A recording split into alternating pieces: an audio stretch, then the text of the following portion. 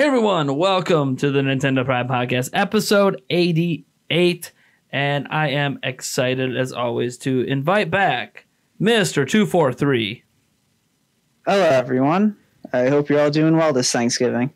For those who don't know, Mr. 243 is one of our $20 and up patrons. If you would like to also be on the podcast as a fan out there, go join our Patreon at patreon.com/Nintendo Prime. $20 and up, you can be on a podcast. For $10 and up, you get to actually watch us make the podcast live.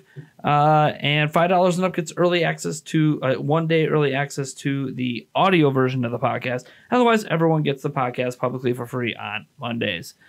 That being said, I'm your host, as always, Nathaniel Ruffle-Jantz, joined by my co-host, Mr.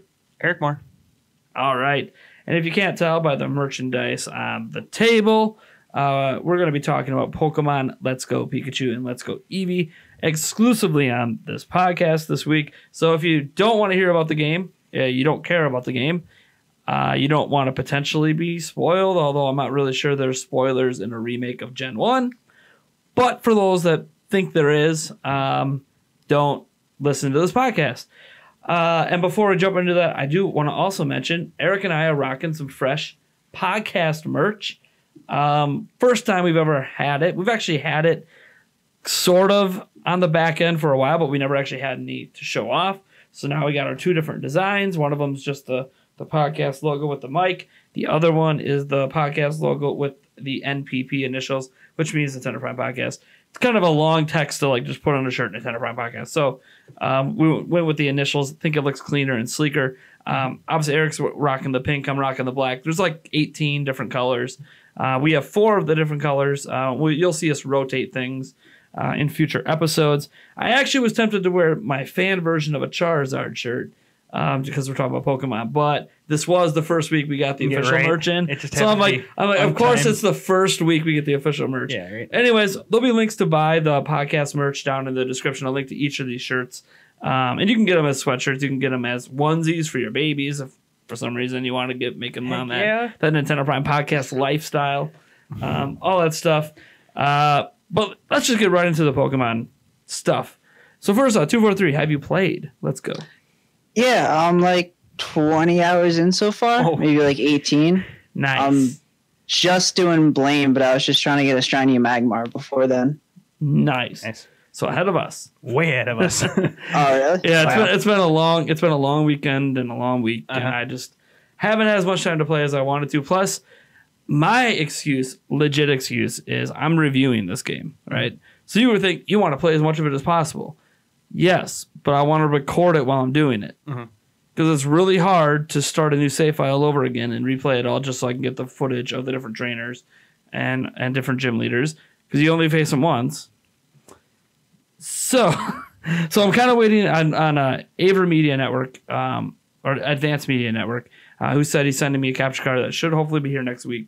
And then, forget about it. I'm going into a Pokemon coma and nonstop playing for 60 hours. Not in a row, but over the course of 3 days. That's might as well be in a row. 4 hours of sleep, 20 hours of play. Yeah, there you go. 4 hours of sleep, 20 hours of play. However long it takes me, I can tell you right now, I'm not 100%ing the game for the review, folks. I will complete the story. I will complete a large chunk of the Pokedex. And I will do obviously some of the Master Trainer stuff to get a hang on how that end game works. Enough of the Master Trainer stuff to understand, starting, if there's any differences when you start with a low level, I don't know, let's just say a Pikachu that you have to get up to at least level 70 to do it, versus a Raichu. If it's more difficult one way or the other, how all that works. Differences between the Pokeball Plus and the controller. Eric got the Pokeball Plus, so thankfully I'll be able to test that out fully and see if there's any differences between the motion accuracy or other things, which we'll get into here based on my short experience with it. And differences between handheld mode, all that stuff. All that will be covered in the review and my general thoughts on the game and whether or not I like this game or am as excited about the game coming out of it as I was going in. And whether or not this makes me want to get the next generation, which will be probably very, very different from this one. So I think the first place to start is probably the thing that turned people off the most about this game when it was announced, and that is the Pokemon Go mechanics in a Pokemon game.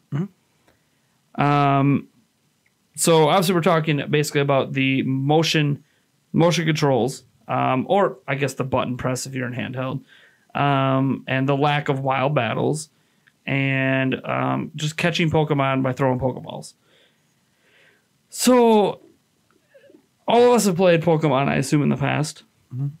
There's some version of it somewhere. Oh, yeah, since like Gen 3. Yeah. Okay. So did either one of you guys find yourself missing wild battles? Not missing it, but I didn't love the replacement. It didn't feel like a step forward. It just kind of felt like a sidestep.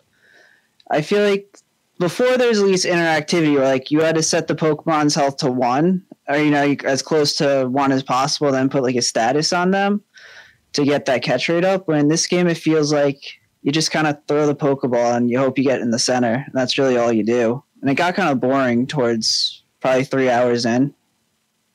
Okay. I would agree. I do kind of miss the battles just because, they're definitely interesting, a little bit more interactive. But the whole Pokeball stuff is, I don't know, it's nice. It works. The Pokeball Plus is, I like things about it. I hate things about it. We'll get into that a little later. Well, I'm like completely on the opposite side, and this is what worries me about the next generation. I like this so much better than wild battles. It's not even funny.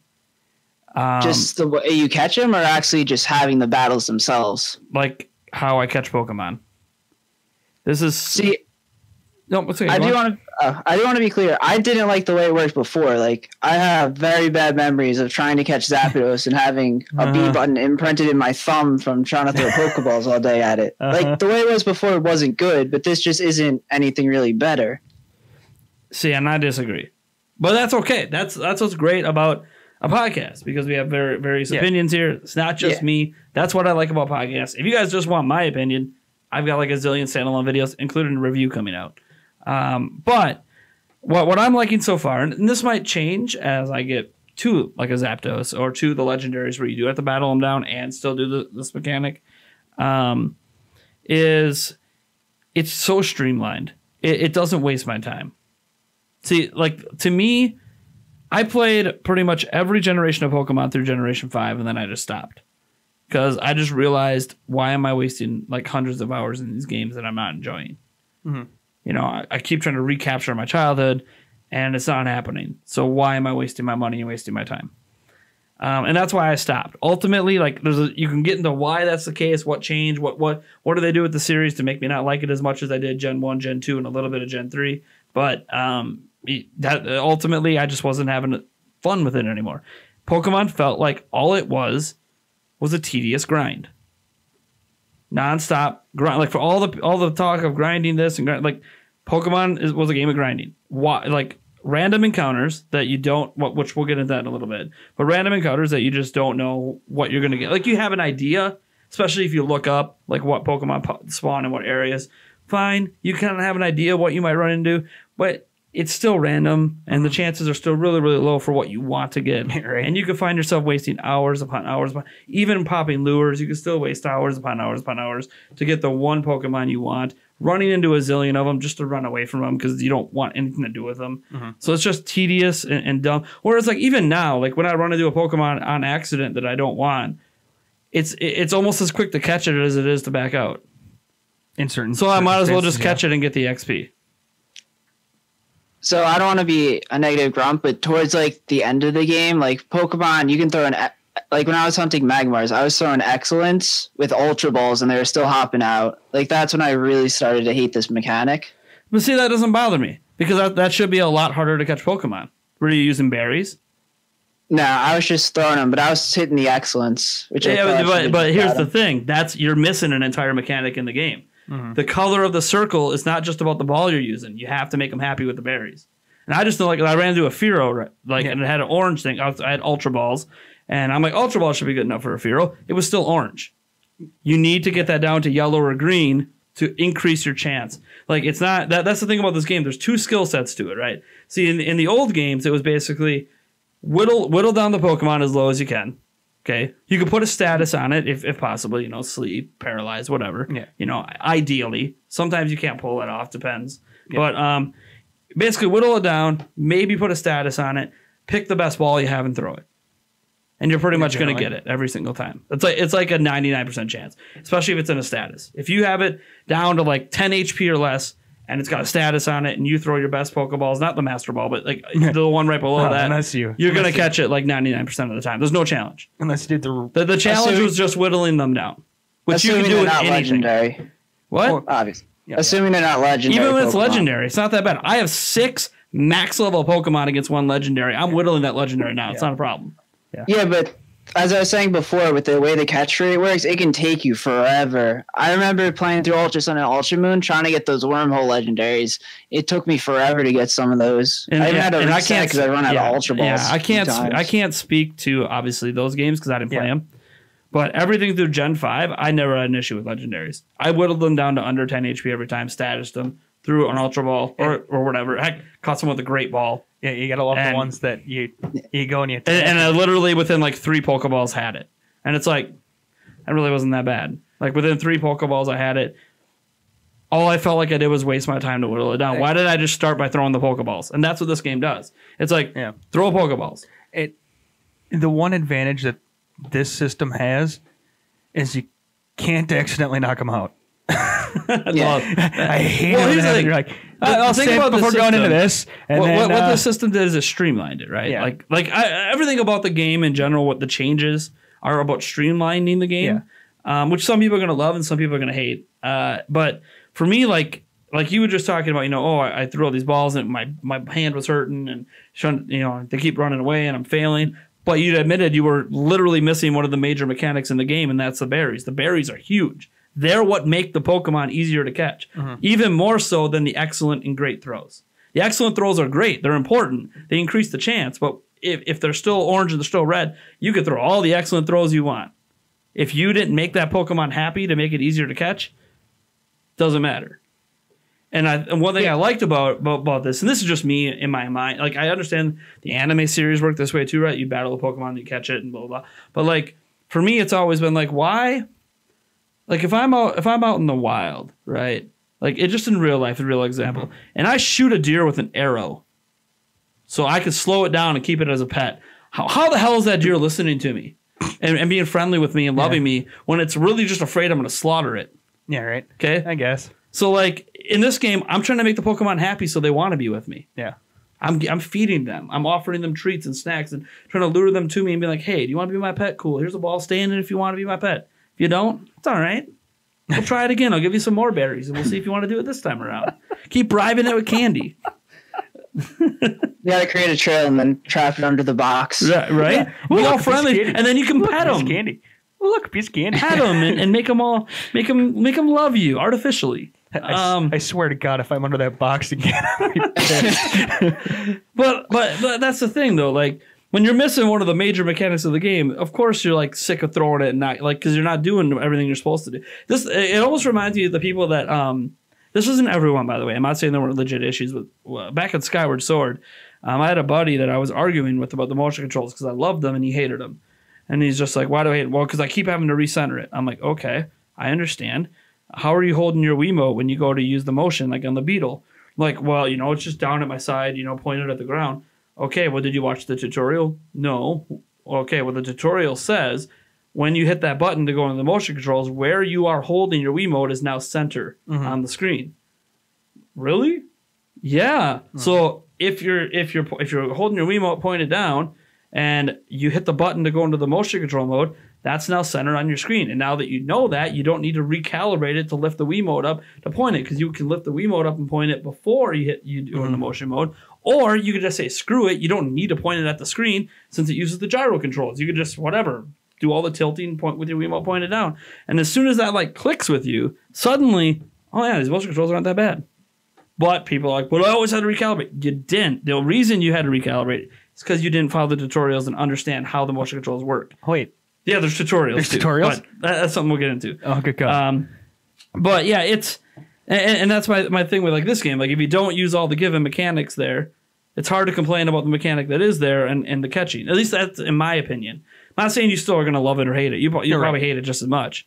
There's a reason you haven't been using the berries, right? You haven't really needed to. No, yeah, because I just feel like the berries are kind of extra steps. Like if you're trying to streamline it, why put in the berries if you're trying to focus on the catching? Like I never liked the berries. I did use them for Zapdos. Mm-hmm. Sure, legendary, obviously. Yeah. Zapdos was just, I don't know what his catch rate was, but it was a pain. Yeah, I don't know if all the rates are out there. I'm sure they are. So someone's probably data mined and figured it out. Yeah, and I get that. But you got to remember, like for the streamlining, we have to use berries in Pokemon Go. It's exactly like Pokemon Go. You have to use berries to make them easier to use. This is targeting the Pokemon Go audience. So if you've ever played Pokemon Go, this isn't new. You know this. You have to throw berries to make them easier to catch. In fact, it's even easier than Pokemon Go because in Pokemon Go, not only do you have to throw berries for the really hard Pokemon, not only do you have to throw berries, not only do you have to hit the circle at the right time, not only do you have to use the best Pokeballs you have on the best Pokemon, you also have to do sometimes you have to spin the ball really, really fast and then throw curves to increase your catch rate. You don't have to do that in this game. It doesn't exist. So they even simplified it over Pokemon Go. Unless have you tried spinning the stick? stick? I've tried like spinning the stick and spinning the motions. It doesn't. Yeah, there's no curveballs. Okay. There's no curveballs. You can do a fastball. Yeah, that's possible. It doesn't change the catch rate. I found out. Yeah. It's just more of a if you're more accurate with the quick flick versus the longer, long toss, basically. And that's going to vary from person to person and how accurate things are for you. But for me, like the berries, just like I play Pokemon Go. I'm not gonna say I played a ton of it, but I've probably spent a few hours playing Pokemon Go. It doesn't really bother me to have to throw berries. I mean, it's kind of like, if you think about it, it's still simplified over the OG games. Because what did you have to do to catch, especially the hard Pokemon, right? You had to whittle them down as much as you could. Then you had to put them into status. Then you had to throw a ball and see if they broke out of the ball, right? And a lot of times, if they broke out of the ball one time, they'd run. Especially on like the legendaries. That's saying in the OG you didn't do the missing no. Well, and not only that, Master by Ball. the way, this has to be brought up about the games today. There's methods within the Pokemon games today that you don't even have to whittle the Pokemon down anymore. You could just throw the ball. Yeah. Yeah, they have like that kind of, I don't remember what it's called, but it's where the Pokeball kind of has a shine to it and it gets like an extra bonus on it. Yeah, and like apparently, and I knew this in Gen 5. In Gen 5, by the way, for like any Pokemon that was like under level 20, you could just throw your Pokeball and you're going to catch it. The catch rate is so high, it doesn't matter. So it's kind of like they already made it so like you don't really have to do much for a vast majority of the Pokemon you catch. Obviously, it was always still a challenge to catch legendaries. Still a challenge in this game to catch them. You still have to battle them down. There's a reason why they're legendaries. Yeah, like you still have to battle. Like it's still going to be a pain. Like that's just the way it is. Is it a little bit lesser of a pain? Probably. I'm not sure that throwing a status on them helps at the end because you can still throw status on them if you want. But I don't know if that actually you have to battle them down. Yeah, only the legendaries. Why only the legendaries. The mechanics for the legendaries. Well, here's the prevailing thought process. Okay. The prevailing thought process is that this is supposed to be a stepping stone to the next gen. Okay. So if you bring in Pokemon Go players to this, vast majority of the games like that, but the best of the best Pokemon require battling, that prepares you for having to battle them in the next game. Gotcha. That's the idea. No, it makes sense. That's what people presume. It makes sense. It does. But it doesn't. It makes sense for that reason. It doesn't because it's completely different from everything else. Well, it's not because you battle trainers. It's combining trainer battles with catching on the hardest Pokemon in the game. Yeah. So if you think about it, it's just upping the challenge. Yeah. It's just it's being like, these are legendary. Legendary are special, so they're different. Yeah. Because otherwise, they're no different than any other Pokemon in the game. No, I know. You just run into them, throw berries at them, and throw balls. Right? Like I can understand putting no battles in for that because they want to make the legendary stand out as well. So forget the step up. It's a legendary. What's so special about this compared to every other Pokemon? Oh, yeah. You have to battle it. You have to battle to earn the right to catch it. Okay, I get that. That makes sense to me. But again, I haven't faced a legendary yet, so I don't know how hard or how difficult or how easy maybe it is now compared to what it was when I picked. What was it like? Go back. Okay, well, I remember what it was like to catch Zapdos or whatever in the OG Gen 1. So let's see what that's like compared to this. I don't know. I can't compare that yet. That's probably something I'll bring up in my review as well because I'm obviously going to make sure I caught some of the legendaries if I didn't catch all of them. As I said, I'm going to try to complete the Pokedex for the review. Now, I don't think you need to review the game, but I need to at least experience what all these different things are like. It's not a hard complete. I didn't think it was that. Well, the thing is, I didn't really think it was that hard in Gen 1 either. But Yeah. I was more nervous going into the fights in Gen 1. But, like, it really wasn't hard for me. Yeah.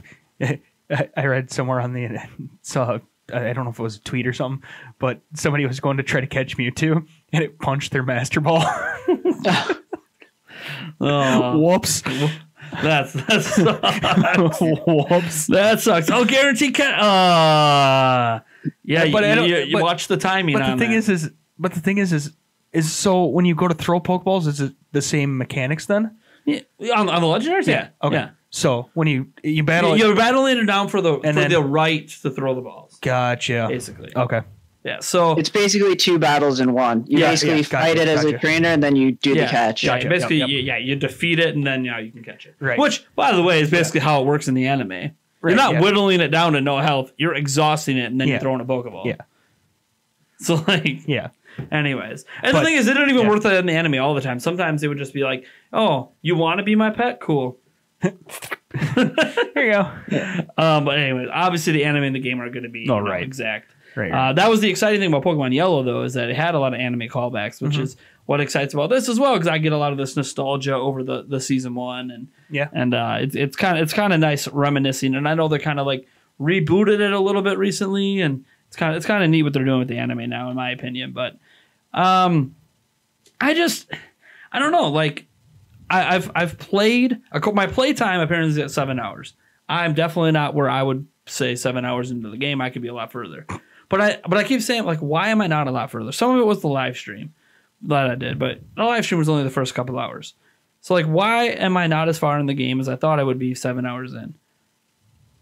I think it's because I just enjoy what I'm doing. I'm taking my time. I'm not rushing anything. I'm enjoying revisiting these places I've been before. I know that's going to be, hit or miss for some people, but I'm enjoying catching Pokemon. I haven't enjoyed catching Pokemon probably maybe ever, to be honest. Even in Gen 1, I don't remember actually I remember enjoying having that Pokemon and trying to complete the Pokedex and catch them all. But the act of actually catching them never felt fun to me. And it feels weird. It's blasphemous to say you're a Pokemon fan, but you hate the core mechanic. Yeah. I love the battling. Yeah. I love the trainer battles. I love fighting against actual people and the multiplayer and trading. I think all that's fun. Mm-hmm. That's what I play Pokemon for, actually. Well, I also kind of play for the story, even though the story's always weak. The story's always weak. But, like, I don't know. Yeah. What can I say? I'm a sucker for simplistic stories. Go play through Sun. Sun actually has a really good story. I played the demo and I hated it. So. Oh yeah, no, we played the Moon demo. Yeah, hated it. Yeah, it was hated it. It's like $20 on Black Friday.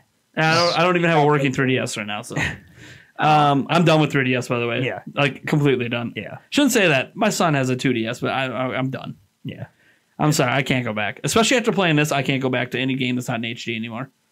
Can't do it. Yeah. Can't do it. Sorry. I'm just going. I've now become a graphics whore. And then I'm done. I become a graphics whore now. You're gonna do what? Just going back for Luigi's Mansion, and then I'll retire my 3DS. Yeah. No, I'm fine. It looks better on GameCube, so I'm good. Yeah. I don't need to go play Luigi's Mansion in 240p. I'm cool. Yeah. I'm sorry. It sounds like a graphics whore thing. It's still great, right? Yeah. It's still a great game. Luigi's Mansion is still a great game. It's going to be great on 3DS, and I love that the people who fell in love with Dark Moon are going to experience the better game, in my opinion. But it's like, if you were going to remake it, why is it not on Switch in HD? Yeah, right. I think it's only 3 hours. A lot of people would buy it and complain. No, because the people that are going to buy it are the people that liked it in the first place. Remakes and remasters are for the people that bought it originally that want it in HD. They would know what they're buying for $60. You might pick up a few people. I mean, we bought it for like $70 back in the day at launch. Oh yeah, like I would buy it for $60, but there's gonna be someone who buys it at Walmart who plays it. It's 3 hours long, and they're complaining, "Why is this game 3 hours and $60?" Yeah, they're gonna complain anyways. Probably because they don't know anything about Luigi's Mansion. Yeah, that's their own fault. They didn't read the reviews. They should know. I never feel bad for consumers that I had to return it because it's too short. I'm like, you should have known that. This information's been out there. Yeah, right. You failed as a consumer. Yeah. Research things before you buy it, you know? I know there's impulse buys, but it's like Dark Moon wasn't that long either. So even if you only play Dark Moon, what were you expecting? Yeah. I don't know. Anyways, getting off topic, obviously, because Luigi's Mansion is awesome. So story. When did your rival become your best friend? I like this. Since like Gen 4. Yeah. It's not like new to Pokemon. It's new to Gen 1. But it doesn't bother me.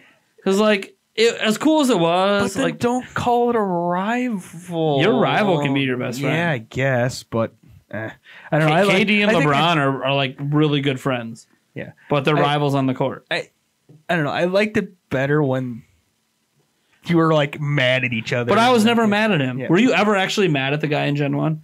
It just felt like he had anger issues. Yeah, kind of. It's all about Gen 2 where he's the thief. Like, I'm spanking the hell out of them every time we face each other. What rivalry is it? Yeah, there's that. Like, literally, I'm better than you. Why do you keep trying? It's embarrassing. I feel bad for you. Stop thinking you're so good because you're not. Like, it's like me facing against my little sister. I'm going to kick her ass every time. Right. So what am I? I'm not mad at you. I just think you're an idiot. That's what I felt the entire time playing Gen 1. And yes, I named it's funny. I named my friend in this one, your friendly rival, Eric, right? Yeah. Made a lot of sense. Yeah, we have kind of explains our relationship. Yeah, kind of. Really, really good friends. We get really competitive about certain things. And there's nothing wrong with it. I mean, you should see when Eric and I really disagree on something that isn't video game related. It gets a little heated. Yeah. But, you know, we're friends, and we can all let it go in the end. It's not a huge deal. Yeah. We never walk away from each other mad. Like that. Yeah, generally no. No. Like, I can't remember the last time. I think there was, like, one time maybe I was still mad at you when we left. But I don't even remember what it was about, and I probably was drinking, so. So I don't count. Doesn't count. The fact I can't remember very well tells me it doesn't count. Wasn't important. Right. But, and, like, that made sense. But then I kept thinking, but back then I named it Eric, too. Yeah. I don't know. It threw me for a loop. All of a sudden, I was like, "Wait, what?" Well, here's the thing to remember, though. Technically, aren't remakes. Yeah. They're reimaginings. Yeah. Of Gen 1. Yeah. So there's going to be differences. Oh no, I knew that. Well, just like Blue saw that. Up, you know. I saw that in the fact that status effects don't actually affect you while you're not in battle. Yeah. Or because that's another change as well. Yeah, when that makes the game easier because you don't have to worry about status effects killing your Pokemon. Yeah, as you're walking. Because all of a sudden my Pidgey was poisoned, and I was like, all of a sudden I was running back to my thing, and I was like waiting for my Pidgey to die, and it's like, or your screen to flash. Yeah, or my screen to flash. Yeah. Although maybe they can't do the screen flash anymore because of seizure issues. Yeah, right. But I was like, what? Wait, what? Wait, huh? All right. I mean, I guess.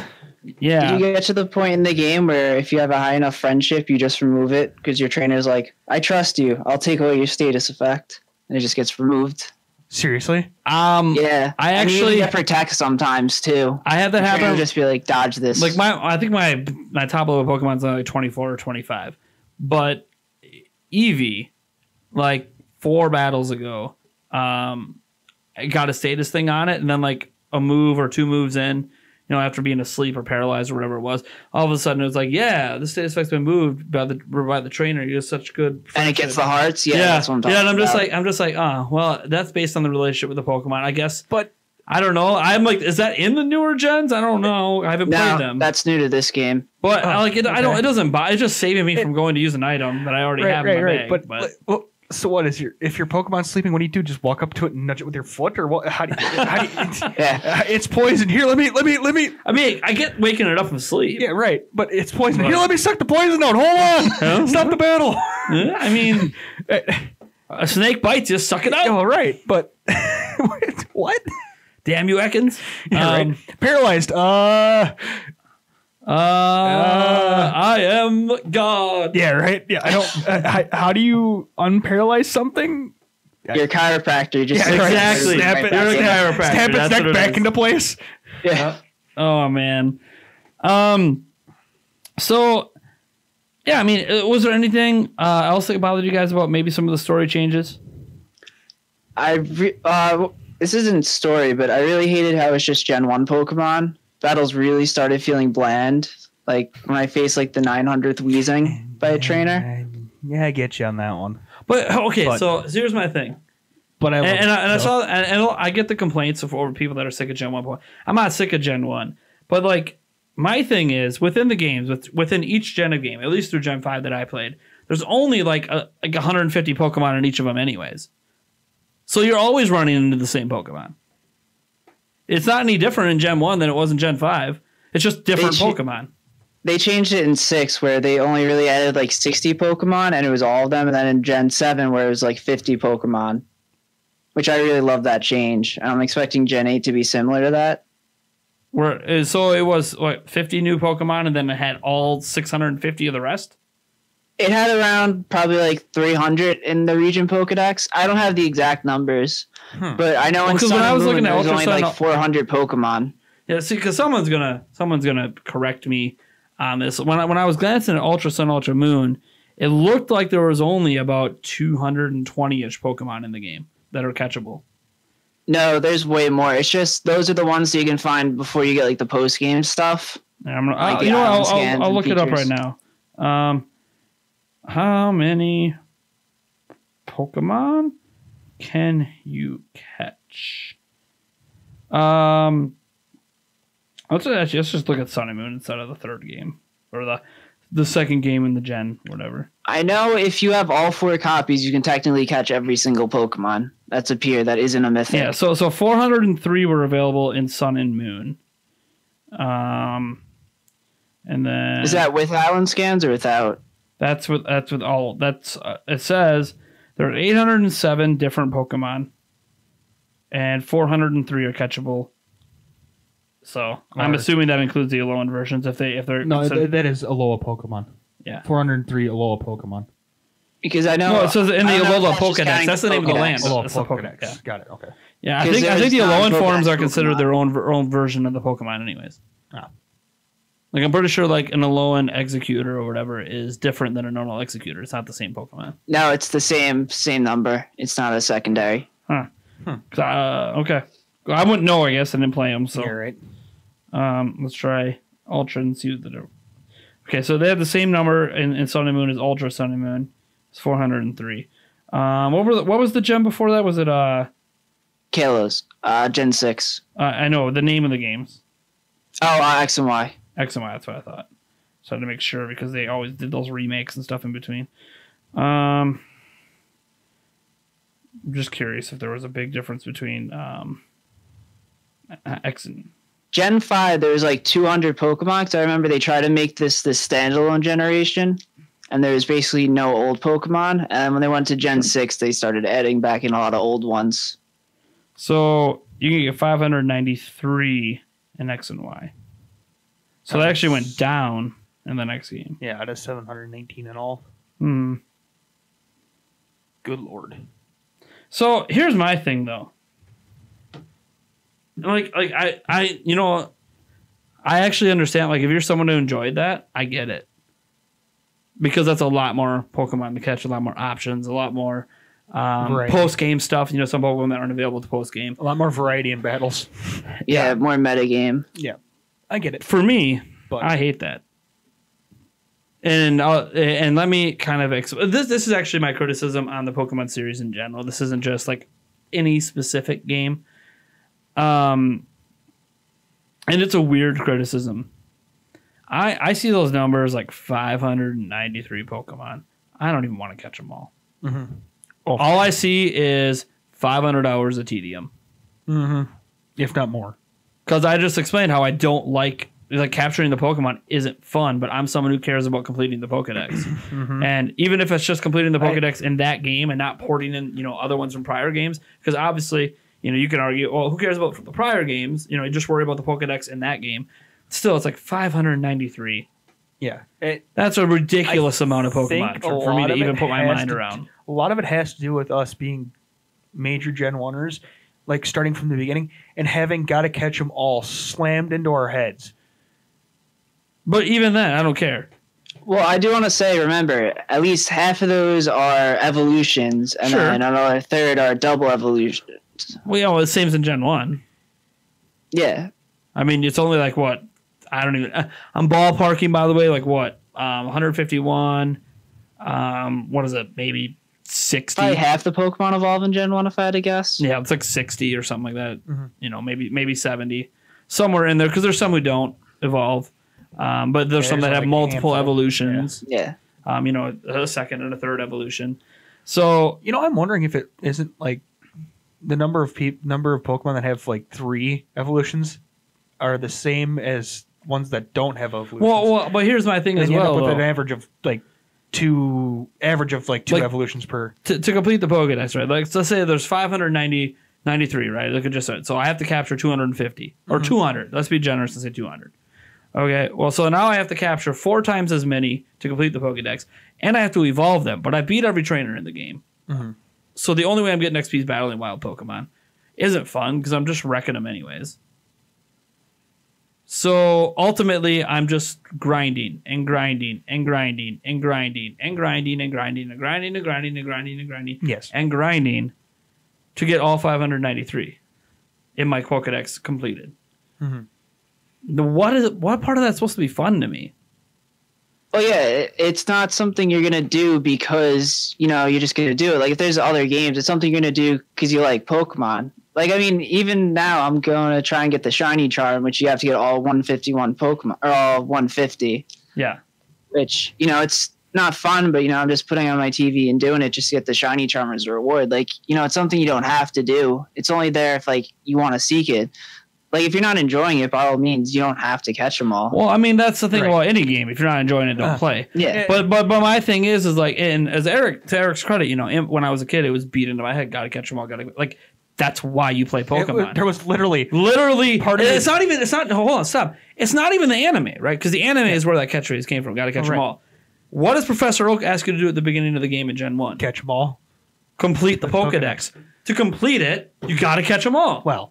Catch them and then evolve some, but whatever. The point is you gotta have them all on you at some Right. point in the game. You've had every Pokemon in your party or PC or whatever. Right. So like the thing is that's been chief goal number 1. It was that, and then become the Pokemon master of the world, right? Become the beat the Elite Four and complete the Pokedex. Those were your 2 main objectives at all times. Period in Gen 1. Yep. So when that became the overarching objective, which then obviously crossed over into the anime, which the anime said, oh, you know what? One of the major aspects of it was completing the Pokedex, so we're going to make the gotta catch 'em all phrase. Fine, cool, whatever. You start moving on, and moving on, and moving on. And I'm not saying they have to keep that as like the purpose in every game. But for me, as someone who started back in Gen 1, it feels like, for me, I can't play a Pokemon game without the mentality that I got to complete that damn Pokedex. Yeah. I got to do it, but I don't enjoy doing it. But I got to do it because to me, that is a primary objective in Pokemon. That is Pokemon. Yeah. Exactly. It's not just you want to be the best like no one ever was, right? And if you want to put in the work to do that, get the shinies, get the best team of 6. That's fine. I get that. I get that that's going to be hard. That's going to be a grind. You want to be the best of the best of the best. It can't be easy. I prefer it to be easier. But that's just me because I don't want to put it. Because I don't want to put in the time. Right. Reality is to be the best, like in anything. When I used to be so good at the trading card game, how many hours I put into research and practicing and deck building to get as good as I was at it? Hundreds and hundreds and hundreds of hours. So I get it. I don't mind that aspect of having to maybe be a grind fest. Just like in World of Warcraft, you want the best gear, you're gonna have to grind. That doesn't bother me. That's an accomplishment. And I get that catching them all is an accomplishment, but if the act of catching them is not fun in the first place, then I'm accomplishing something just to say I did it when I didn't enjoy doing it. Whereas like in Gen 1, even though I didn't enjoy necessarily, the battling the down and throwing a Pokeball, basically the core mechanic, I didn't really enjoy it that much. It was a lot more manageable when you only have to catch like 60. Like when I know I only got to do this 60 times. It's not a big deal then. Especially with how many things you battle and the grinding to level up. It's like, it's not really that bad. So like the more you add, like you view this like having all these, this is such a, it's awesome because I have all these new Pokemon all the time. And I view it as, oh my God, how many more do I have to catch? And it's weird, right? Because in this game, you don't just beat the Pokemon to get XP. You got to catch them. So I'm actually catching more Pokemon than I've ever caught before. Right. Crap, I lost it. And because I'm catching them, something about this mechanic is making me enjoy the act of catching them. Yeah. Also, though, some of the Pokemon that you caught, you could basically evolve right away. Hand them a stone. Done. That Pokemon you could just drop in your box and be done with. I get this one. Trade it with a friend.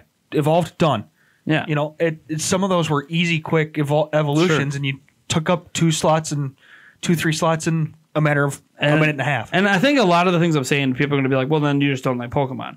And it's like, but I obviously did enough to play through 5 gens. I did enough that I'm enjoying this. Yeah. So I don't think it's that I don't like Pokemon, even though I don't like the core mechanic of it. I think I just liked the core mechanic more when I didn't have to be forced to do it so much to do what I view. And I know my problem, but what I view is the main purpose of playing the game. Catching Pokemon? I get what you're saying. Yeah. It's like when you kind of jump into a card game. I used to play Yu-Gi-Oh! And when you start, there's only fusion summons. And, I've just been kind of bored just looking at it now, seeing what some of the decks are and stuff. And now there's Links, XYZ summons, Synchro summons, and there's this barrier to entry. But that, I think, is a problem with every series as long as that series exists, because there needs to be new mechanics to keep it fresh and interesting. But does there, though? Well, because my thing is, I don't mind new mechanics if the old mechanics are replaced. But in Pokemon, they don't replace it. They just add on top. Yeah. And to me, that creates balance issues. That's a whole other issue. I'm not going to get into balance issues with competitive Pokemon. But it's still like, why do you need to add on top of instead of evolving what's already there? To me, adding on top means we have no idea what we're doing, so we're just going to throw in Z moves because we need a gimmick to sell it this time. Mm-hmm. And I'm not talking about the toy and all that stuff. Like the actual, like I'm not even saying that I hate Z moves or the Mega Evolutions. Like why did Mega Evolutions exist? To fix a problem they created. As they were adding more Pokemon, those Pokemon were significantly more powerful than the old Pokemon. Gotcha. And so instead of actually properly balancing the game, they're like, you know what, Mega Evolution. Mega Charizard. And some people love it. So I know kids, like I used to be an after school teacher at school, like they love Mega Charizard. They love the Mega Evolutions. It's cool, it's bad. Like I get it. I get why. Like if I was growing up with it, I'd probably have less complaints if I was growing up with it. Yeah. But because I've played Pokemon for so long, it's like everything I see them doing is just a gimmick. Or trying to fix something they broke with a new mechanic they added in that they didn't even think about. Or why do we need Mega Evolutions to even things out? Why were you putting Pokemon in the game that was so much more powerful than like, okay, fine. You put a new Pokemon like Greninja in the game or whatever, right? Why is Greninja so much more powerful than Mewtwo and Mew when Mewtwo and Mew were like the most powerful ever? Yeah. Why are those they didn't have that creativity and that power back then. Like as you do something longer, you get better at it. You get more creative influences. So just make it like. The thing is we're just talking about like how powerful the Pokemon are, right? Like it's a balance thing. Imagine that in Smash Bros, right? They're adding these new characters in, like Piranha Plant, and Piranha Plant's just instantly tier 1, and everyone else is worse. So you know what? To make everyone else worse, we have to give them an extra evolution they can hit in the game to make themselves better. No, Sakurai says screw that. We'll just rebalance the game. Yeah. Unless it's Bayonetta, in which case she remains broken forever. Yeah. But I mean, there's always good. I mean, it's a fighting game. They're constantly tweaking. So it's never 100% perfect. But they don't see that. They don't like. He doesn't see a need to fundamentally go in and like give an extra buff on top of what these characters can already do to make them still be viable.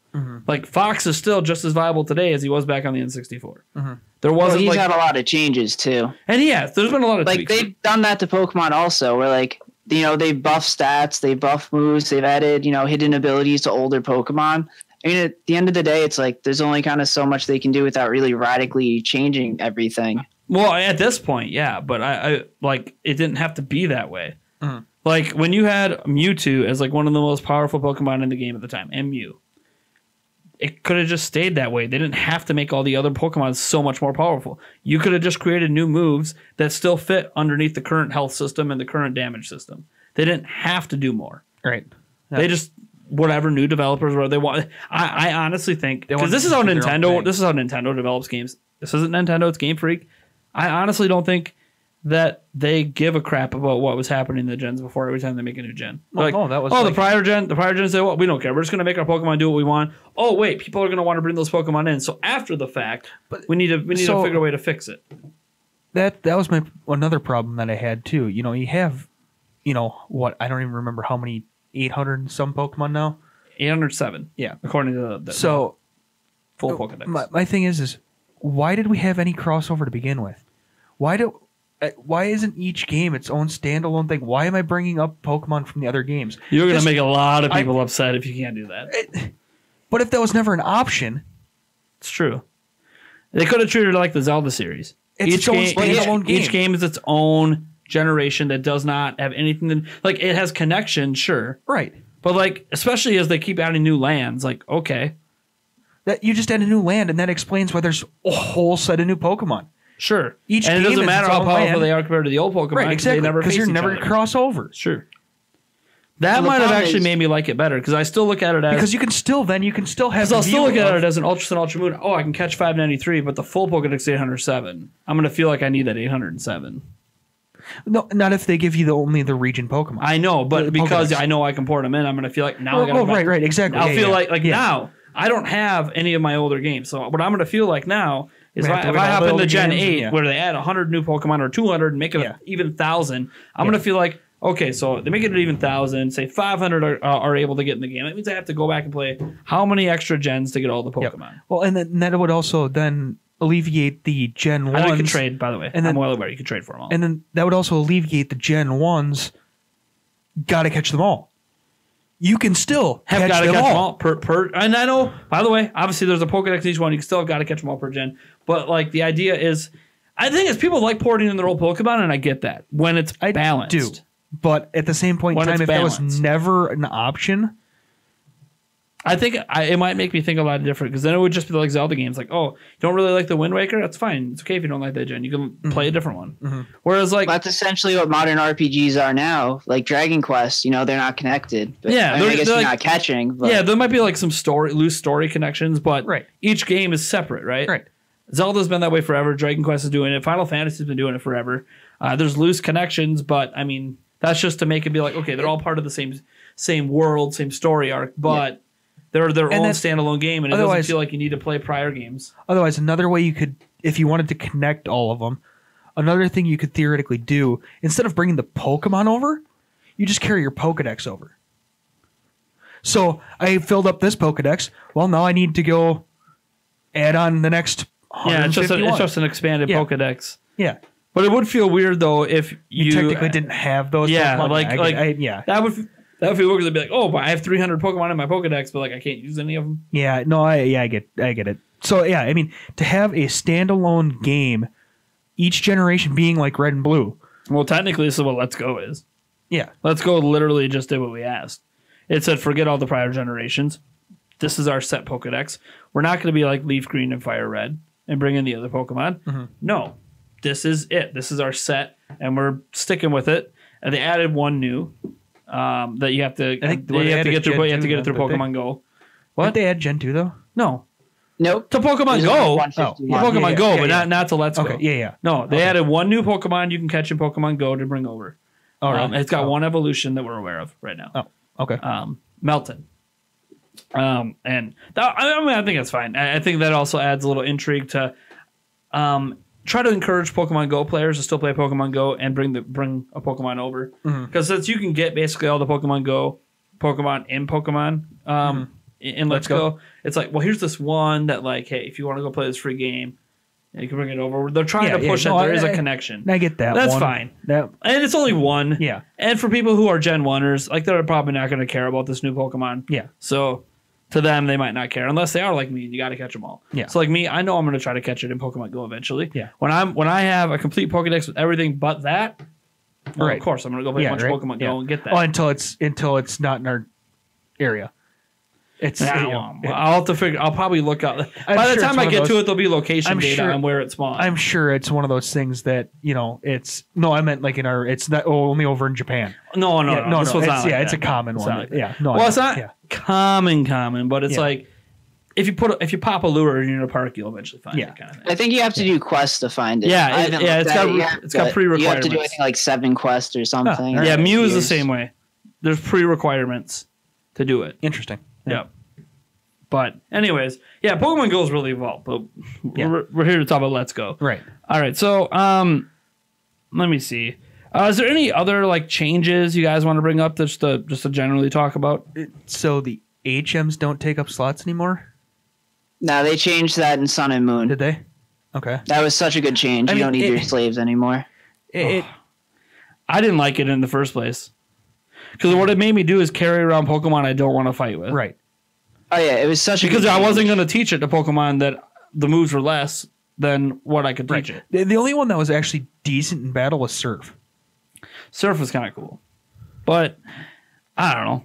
Like, there's new moves now, so... I'm like, what I actually like, I don't know if this is like this in Sun and Moon because there's not like a companion Pokemon. Mm-hmm. But what I do like though is because I have Let's Go Eevee, so Eevee's learning all of them. I don't have to give it to anyone else, and I don't even have to have Eevee in my party, and I can still use it all. Mm-hmm. That was the same way in Sun and Moon. So was it just like taught to the trainer? Nope, you literally I think you hit Y or something and just pulled up a list of all of the Pokemon with their abilities. Like Tauros was your Rock Smash, Charizard was your Fly, and you just clicked on whichever one you wanted to do. Huh. Interesting. Yeah. I mean, I guess that's one way to handle it. I would rather they just give it to the trainer. It could just be a trainer move. Yeah. And you don't have to have a list. Been fine too. Then you don't have to have a list. You just go to the thing and it just does it. Yeah. But anyways, it's fine. I mean, obviously, it was taking like a mechanic, or still letting it be a move, basically. Or you get to the bush and you go, thing's tiny, and you just walk around it. I mean, especially in HD. Yeah, in HD, it's like, dude, like that's like a few twigs. Yeah, right. I can snap that in half. I can jump over it. I mean, you're riding on the back of an Onix. Look at my Onix compared to that. Right?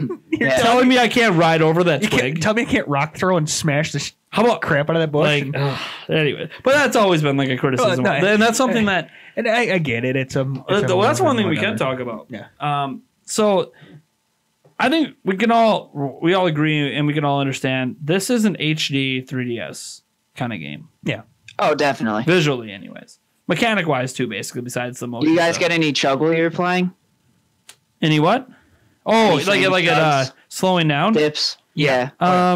The only time I had to look for it. People kept talking about it, and I'm just like, I don't notice it. But I started noticing that it does happen, but it happens in moments where I'm not actively doing anything. The game's just doing its own thing. Mm-hmm. I throw the Pokeball, it gets there, and then sometimes it might chug when it brings the Pokeball in and then start to roll. But it's not affecting my inputs. It's already happened. I've noticed a lot when I'm in trainer battles and I select a move, and all of a sudden I'll kind of sit there and think about it for a second, and then it's like, oh, you selected this one? Okay, I'll actually do it. Yeah, that happened to me in double battles all the time. Yeah. And so, to me, there's a few reasons for it. One, I think they just took whatever engine they built for the 3DS, and which, for all we know, could just be a modified engine from the DS, which could just be a modified. It was the Sun and Moon engine. I believe it was built up for the ground up for Sun and Moon, but I'm not sure. Yeah, obviously. I don't know enough. I haven't read enough interviews. So my thing is, whatever the case may be, I feel like they took whatever engine they had, they put it on Switch, saw if it could run. Okay, cool. Threw HD textures at it, saw if it could run. Okay, cool. And that was it. They didn't really customize it. They didn't really optimize it. Yeah, no, I think a lot of it has to do with code optimization. Yeah, they were just like, well, Pokemon, it runs fine. Yeah. It's a way more powerful system than 3DS. But no one's gonna notice. That's no big deal. And this is the one time that I could be like, they were pretty lazy putting this on here, weren't they? They were. At least, again, it's at points where it's not affecting gameplay for the most part. Well, the thing is, though, is that it's a turn-based game, so does the FPS matter? Right. I mean, it matters for your visuals and seeing things on screen, but but it's really but affect the frame gameplay. rate's not. Well, I had frame drops actually out of the battle, like running in the overworld a few times. Okay, yeah, It wasn't a lot. It was maybe like 3 times when there's a ton of sprites on screen. Oh, okay, okay, It's yeah, just that would like make 2 sense, though. seconds or Yeah. something. Okay, yeah, I haven't noticed It that was yet. noticeable. Yeah, But that would make I sense. mean, I could see that obviously would affect gameplay then. But I mean, a lot of times when like I said, when I've seen it happen, it's been when I've selected a move in a trainer battle, and it kind of just locks, not necessarily locks up. It just kind of, the picture is still moving in the background, and you can just kind of see it processing. Sure. You can see the little spinny wheel kind of going around, imaginary, of course. You know, just sitting there spinning, like processing. Oh, It's you just hit like, this move. why is the move not happening? So- Why is it lingering on this Pokemon shot for right. 3 seconds? Does it bother you guys that this is basically just an HD 3DS game? Oh, this game is such a cash grab. Like you can tell the areas weren't even made to be like for the new game to actually be in HD. They were just made to be like the original areas. Well, it's funny when you bring up cash grab. Pokemon Yellow was a cash grab. Oh yeah. Definitely. Ultra Sun, Ultra Moon's a cash grab. Any next game in a generation is just a cash grab. They're all that way. You could argue Pokemon itself is just. I mean, it was to the point that for a long time we were getting a Pokemon every year. Oh, I know. I mean, literally, it's the cash grab of cash grab IPs. Like when people complain about Assassin's Creed, I'm like, have you seen what's happening in Pokemon? You cannot be a Pokemon fan and complain about yearly Assassin's Creeds when you're getting yearly Pokemon. Like, oh, but they're so much better. I'm like, no. A lot of these games are the same engines, same visual styles, maybe some new Pokemon. So sometimes when it's a third, They reuse sprites like no other. or like they just rebuilt an old game in the engine they just used in the last game. Yeah. And it's just like the Pokemon is the ultimate cash grab, the ultimate lazy fest. I think people have been waiting. I'll go with sports games. Yeah, sports games are up there. If there was a tier list, Pokemon would be like above sports games, but probably below Assassin's Creed. Like the thing is with Pokemon, like, you know, we talk about, oh, it's a cash grab. When's the last time? I mean, what was the? I remember it was so revolutionary when it looked like a 3D sprite on screen. Yeah, right. Instead of just straight up 2D. And I'm like, that's your major step that was made back at the time Pokemon originally came out. That's your major step. That to me seems like the laziest of steps ever. Like games on the platform you're on are full 3D first person, for crying out loud. Yeah. And that's the step you took? You went to 2.5D? That's like praising A Link Between Worlds for being 2.5D. It's like, but no one praises it for that. It just it looks nice, but I mean the real next step was Breath of the Wild. Isn't that the one where you see the memes and it's like A Link Between Worlds and then everything's like slanted backwards because that's how it would be. It'd probably be the same way in this game too, to be honest. Because it's like, it's not like, you know, a flat person running across the screen. It's kind of at an angle. Yeah. And then if you actually look at what the actual camera is, it's probably super slanted. Yeah. But like, I'm not bothered that that's the thing. I can't be bothered by this being an HD 3DS game based on how they've always done Pokemon games. I want it to be more. I understand this one. Well, I'd understand it for Gen 8. You want to know why? This is the Pokemon company we're talking about. They don't do giant revolutionary changes gen to gen. They just don't do it. I get this one. Visually. I get this one. Because this was kind of a test run to see if this type of game can sell. I don't even think it was a test run. I think there's two things that went into this. One, Pokemon Go is making a crap load of money, and they want to find a way to convert those players to the console. Two, they've never released a Pokemon game this early in a console's life cycle, so Nintendo talked to them to see if they could do something to help push units this year. Imagine if it was just Smash Bros. And that's all they had this year to push consoles. They needed something else. Nintendo probably threw this together in a year or so, and Nintendo talked to them like, hey, can you give us something that is considered a core game, but you can put together really, really quick and dirty, and find a way to sell a whole bunch of copies. So like yes, this game was definitely thrown together quickly in my opinion. I don't want to know if I don't know if I'd say it's rushed beyond the code optimization. It's probably could have used probably another like 3 months in development just for polishing. Yeah, and that's the thing. Like it was rushed in terms of like they could have cleaned up the code and made it run smoother. Like definitely. But beyond that, like I haven't had any game breaking bugs. I was gonna say again though, it's happening when it's not affecting except what he just said. Right. When there's too many sprites on screen. Right. Or not, I guess not, that won't be sprites anymore, but too many models on screen. Yeah. And, which would be when you're out capturing Pokemon or you pop a lure, like it happens. Yeah. So, like, that's the one complaint, I guess, for Polish. But besides that, it's like, where's the bugs? I haven't noticed. Like, there are some things I wish were better explained, but those aren't bugs. Yeah. That's just us. Again, what was one of my complaints about the old Pokemon games, if you guys remember it, last time we had a major talk about Pokemon? It was that they do a poor job explaining things to you because all the explanations are optional and you have to seek them out. Mm-hmm. Have you seen the hackability of this game? This game sometimes doesn't even tell you anything at all without, like, there are people to talk to, of course. I've ran into them. I don't talk to them because I know how Gen 1 works. Mm-hmm. But, like, example, this is a really weird example because this should just be included in the NAM box, Pokeball Plus. Doesn't explain. Oh, it technically explains how to sync because it tells you to turn on the game. And the game tells you how to sync. So, like, that's not an issue. Today, we were going to take... I wanted to use the Pokeball Plus in my game. Use Eric's Pokeball Plus in my game. It's a Bluetooth device, right? You figure you unpaired from one pair to the other. It doesn't tell you to unpair. There's no instructions on how to unpair the device. Well, and the thing was... Sorry. The thing was is that you figure my Switch was off. I should just his Switch was completely off, so there's no Bluetooth signal. Yeah. So it should just try to connect to the next Bluetooth signal. Yeah. Or you should be able to. And it didn't. Because what you have to do... connect phones to multiple he had to boot his game back up, and he was playing on handheld already, so he wasn't even using Bluetooth for that kind of thing. So he had to boot his game back up, go into his game in docked mode, take off the Joy-Con, select the Joy-Con as the usable controller, and that's how you unsync the Pokeball Plus. And what sucks about that is, for us, it was an uncommon situation where we were sharing one Pokeball Plus between two systems. You have to do that to use it with Pokemon Go. You cannot have it synced to your game and to Pokemon Go at the same time, which is weird because we have the Bluetooth technology to have it synced to multiple devices. Yeah, exactly. Like, that technology exists. The fact that Pokeball Plus doesn't have it, you want to talk about something that's rushed? This right here this thing feels absolutely rushed. I don't know. Like, the design of it's fine. How it works in the game is fine. The only thing that feels rushed is the lack of instructions.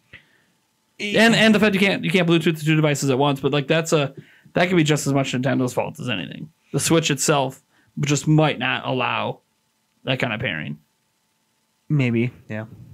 But like there's headsets out. There's Bluetooth headsets that you can use that you can pair with your Switch.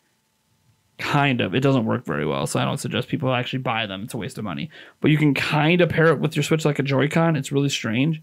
And you can pair it with your phone. So you can use the voice chat thing and try to get game audio in wirelessly without having to buy a Bluetooth dongle. Mm-hmm. But even then, it's two separate Bluetooth chips in the headset doing it. It's not one doing both. So it's like, I wonder if there's something funky going on with Switch's Bluetooth. Maybe.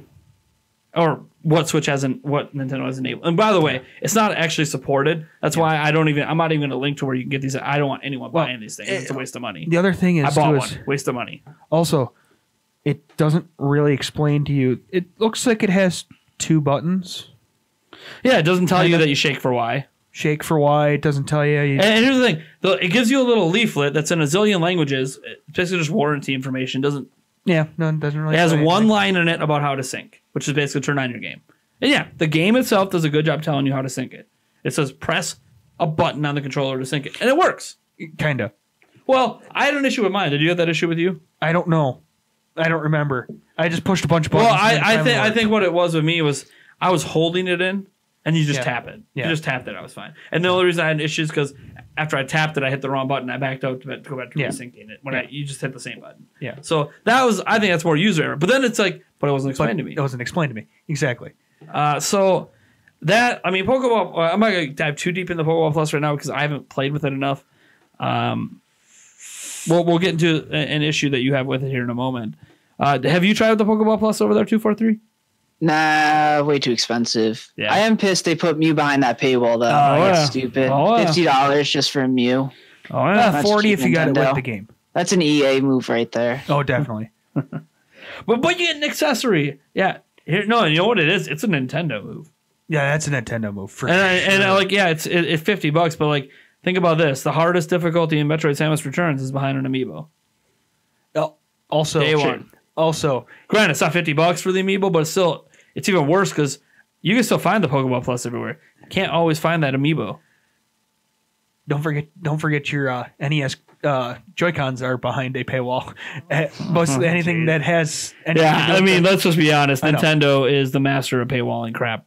Like not as bad as EA for content wise, but like Nintendo is slowly going down that hole of everything's becoming a paywall.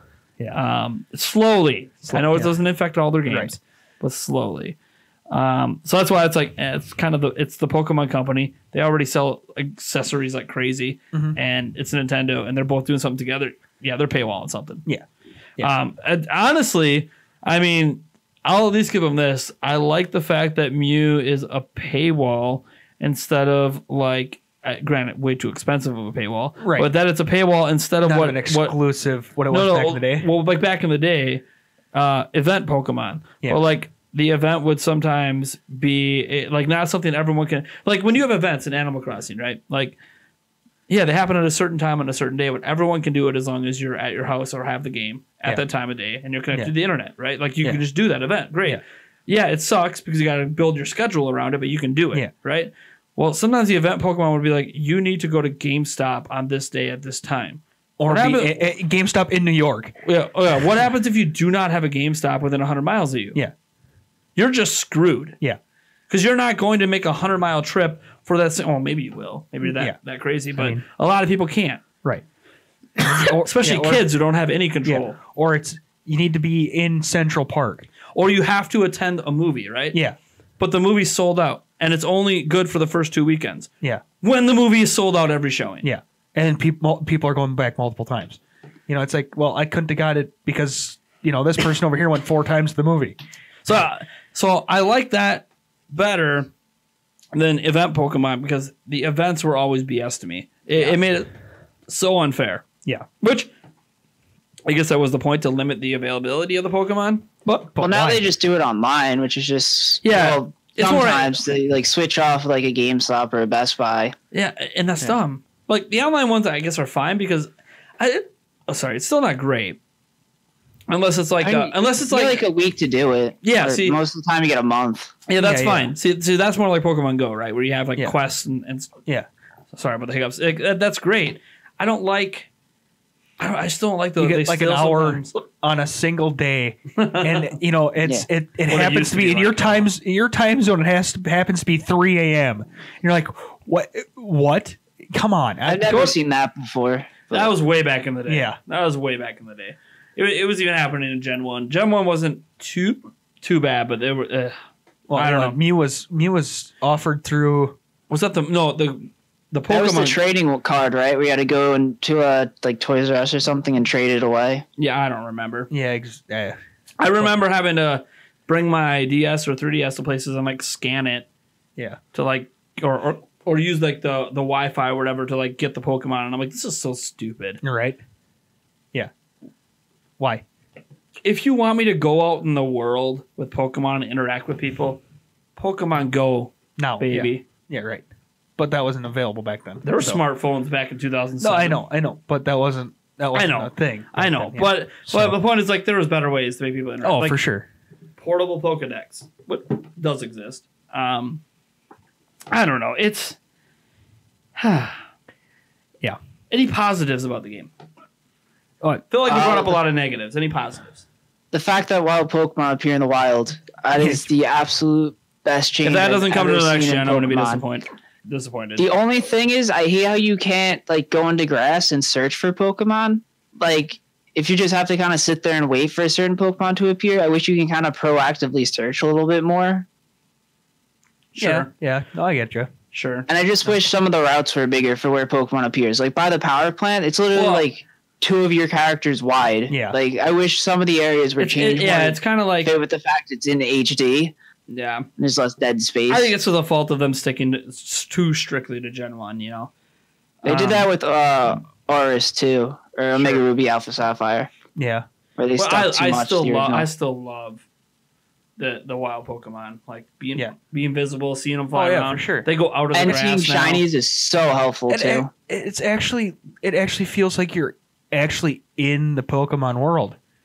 you're not just running around in grass and all of a sudden, oh, hey, look, there's a Pokemon. Oh, or running around in a cave and, oh, God, Yeah, I there's a understood Zubat. that for Diglett. Oh, God, there's a Zubat. Oh, God, there's a Zubat. Oh, God, please, Zubat, go away. Now I can go, hey, look, there's a Zubat. I'm going to go this way.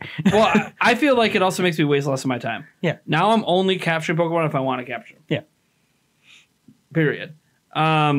So I like that. I hope that comes to the next gen. Let's see. I mean, the problem is a lot of my positives are all the streamlined stuff that a lot of people aren't going to like. Right. What was I was just thinking of one that I just know people are going to hate I should say, I shouldn't say that because a lot of people that didn't like this game have played it and they're like, you know what? We actually kind of like their streamline. Mm-hmm. I think they started, I heard someone actually mention in the comments as someone who was avidly against this game and really complaining about the lack of wild battles are like, I found myself not caring. Yeah. And maybe it's one of those things where you're so accustomed to something always being there that the idea of it not being there just is like blasphemy. And then you don't have it and you're like, you know what? I don't really miss it. Like maybe I didn't really enjoy it as much as I thought I did. It's just always been there. Right. And this game streamlined so much. Like we talked about the catching, but it's not even that. Like, sorry, I'll give you an example. When you do catch a Pokemon, in the past when you battled Pokemon, the only Pokemon that got experience were the ones that were in that fight with that Pokemon. Right. So you could swap in all 6 if you want and get them all experience, but you usually didn't do that. Right. Maybe you'd swap in 2. Yeah, 2, 3. This, all the Pokemon in your party, every time you catch, get the same amount of XP. No. The ones that are in the battle still get boosted XP. There's no battle when you catch Pokemon. The ones that are in... yeah, I suppose. Yeah, Yeah, when you catch Yeah, it's only in battle the one Right, that's yeah, actually in gets Yeah. When you're in battle, everyone Yeah. gets XP as well, but the ones that actually fight get the big boost. Get the boost. Everyone else just gets a little. Sorry, I was Yeah, thinking well, of trainer that's the battles, two changes to the XP. It's yeah. when you do trainer battles, they still all get XP, but which by the way, I think there was an item that you could do that with, where all of them could get XP. Maybe. I don't know if that was Gen 1. I can't remember what Gen. There was an item I remember you could get. I think it was Gen 5. They changed the EXP shit where everything got XP. Yeah. So like that's not really new. They just like said, hey, Yeah. But it is new with the catching because the catching was always whatever Pokemon took out that Pokemon got the XP or whatever was in that fight. Yeah, right. Yeah. Whereas now it's like you catch it, everyone gets the same XP, and actually it's faster to level your Pokemon catching them than it is. And there's little tricks to it, by the way, about which Pokemon, if you're on a streak, if you catch the large or the tiny, obviously if you catch a shiny, all of that. You get the bonus XP. Yeah, all of that affects the XP. Obviously, the multipliers, you want excellent throws because it gives you an XP multiplier as well. So I like that though. You know why? It's less grinding. It's less grinding. I used to have to fight 7,000 Rattatas to go from level 1 to level 20. Yeah. And now I could just catch like 6. And I'm not wasting time. I'm not wasting time doing things I don't want to do as much as I want. You still are. Yeah. I've got freaking like 30 Spearows. Yeah. And I wouldn't have 30 Spearows in the prior games because you would just kill them. Right. But it was quicker, it was easier, and all my Pokemon are leveling faster. Yeah. And I like that. My only problem with that is it made trainer battles such a pain to get through. Like you were getting so much XP from catching and so little from trainer battles. Yeah, trainer the battles balance just felt started off. to feel so pointless and like such a waste of I time. felt like the trainer battles need to be boosted. That was a balance issue. Yeah. They either needed to nerf the catching, which I thought the catch ones were fine. I think they needed to boost. The trainer battles should have been... You should have got the XP from the trainer battles that you got from gym battles. Oh, you should have got like 5 times the amount of XP from trainer battles. and then, Especially towards the middle, I'm basically just fighting for the cash. 'Cause the cash is more valuable than the XP. Free Pokeballs. Yeah. Yeah. That too. Crap, I lost it again. God, I'm bad at this. Just cut us off when it comes to mine. Yeah. So did you guys mind that they were just handing out Pokeballs like crazy? No. I didn't really care. No. That's fine. Yeah. I found myself not caring. I don't think I've ever had an issue through Gen 5, at least buying Pokeballs. So it just got rid of me having to constantly go buy Pokeballs. Yeah, so I remember what I was thinking. It's not like they can't make a patch for it and boost XPs to trainer battles. They could, but they probably won't. They probably won't. This is Yeah, Game no, Freak no, talking yeah, about. no, I know. But I'm saying there is small hope that if they get enough people complaining, come on, why are we not getting 243? Has there been a history of them tweaking the games post-release? Yes, but it's normally for like game breaking stuff or like severe balance stuff. Well, no, because I don't think they ever nerfed Mega Rayquaza, and that Pokemon was like the most broken thing they've ever released. But they do patch here and there.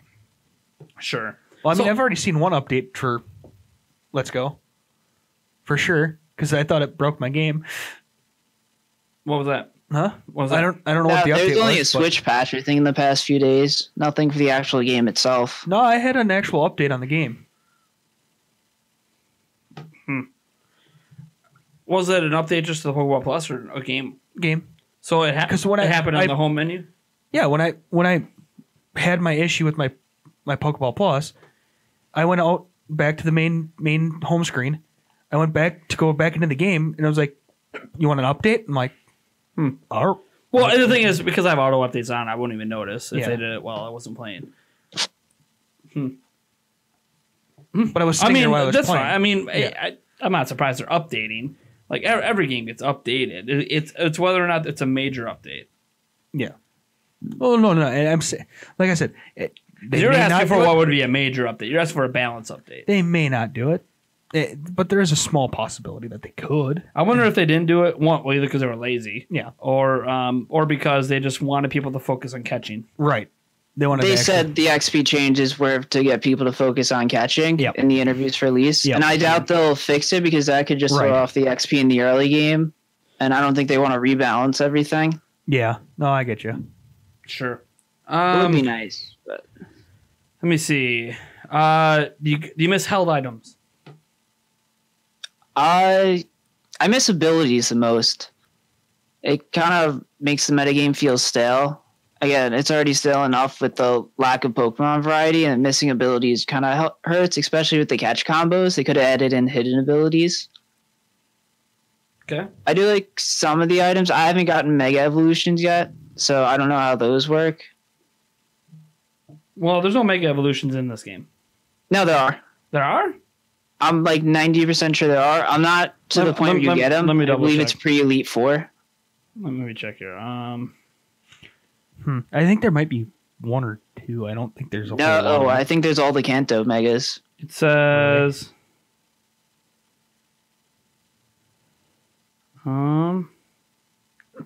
Yeah, it says it says it's right on the website.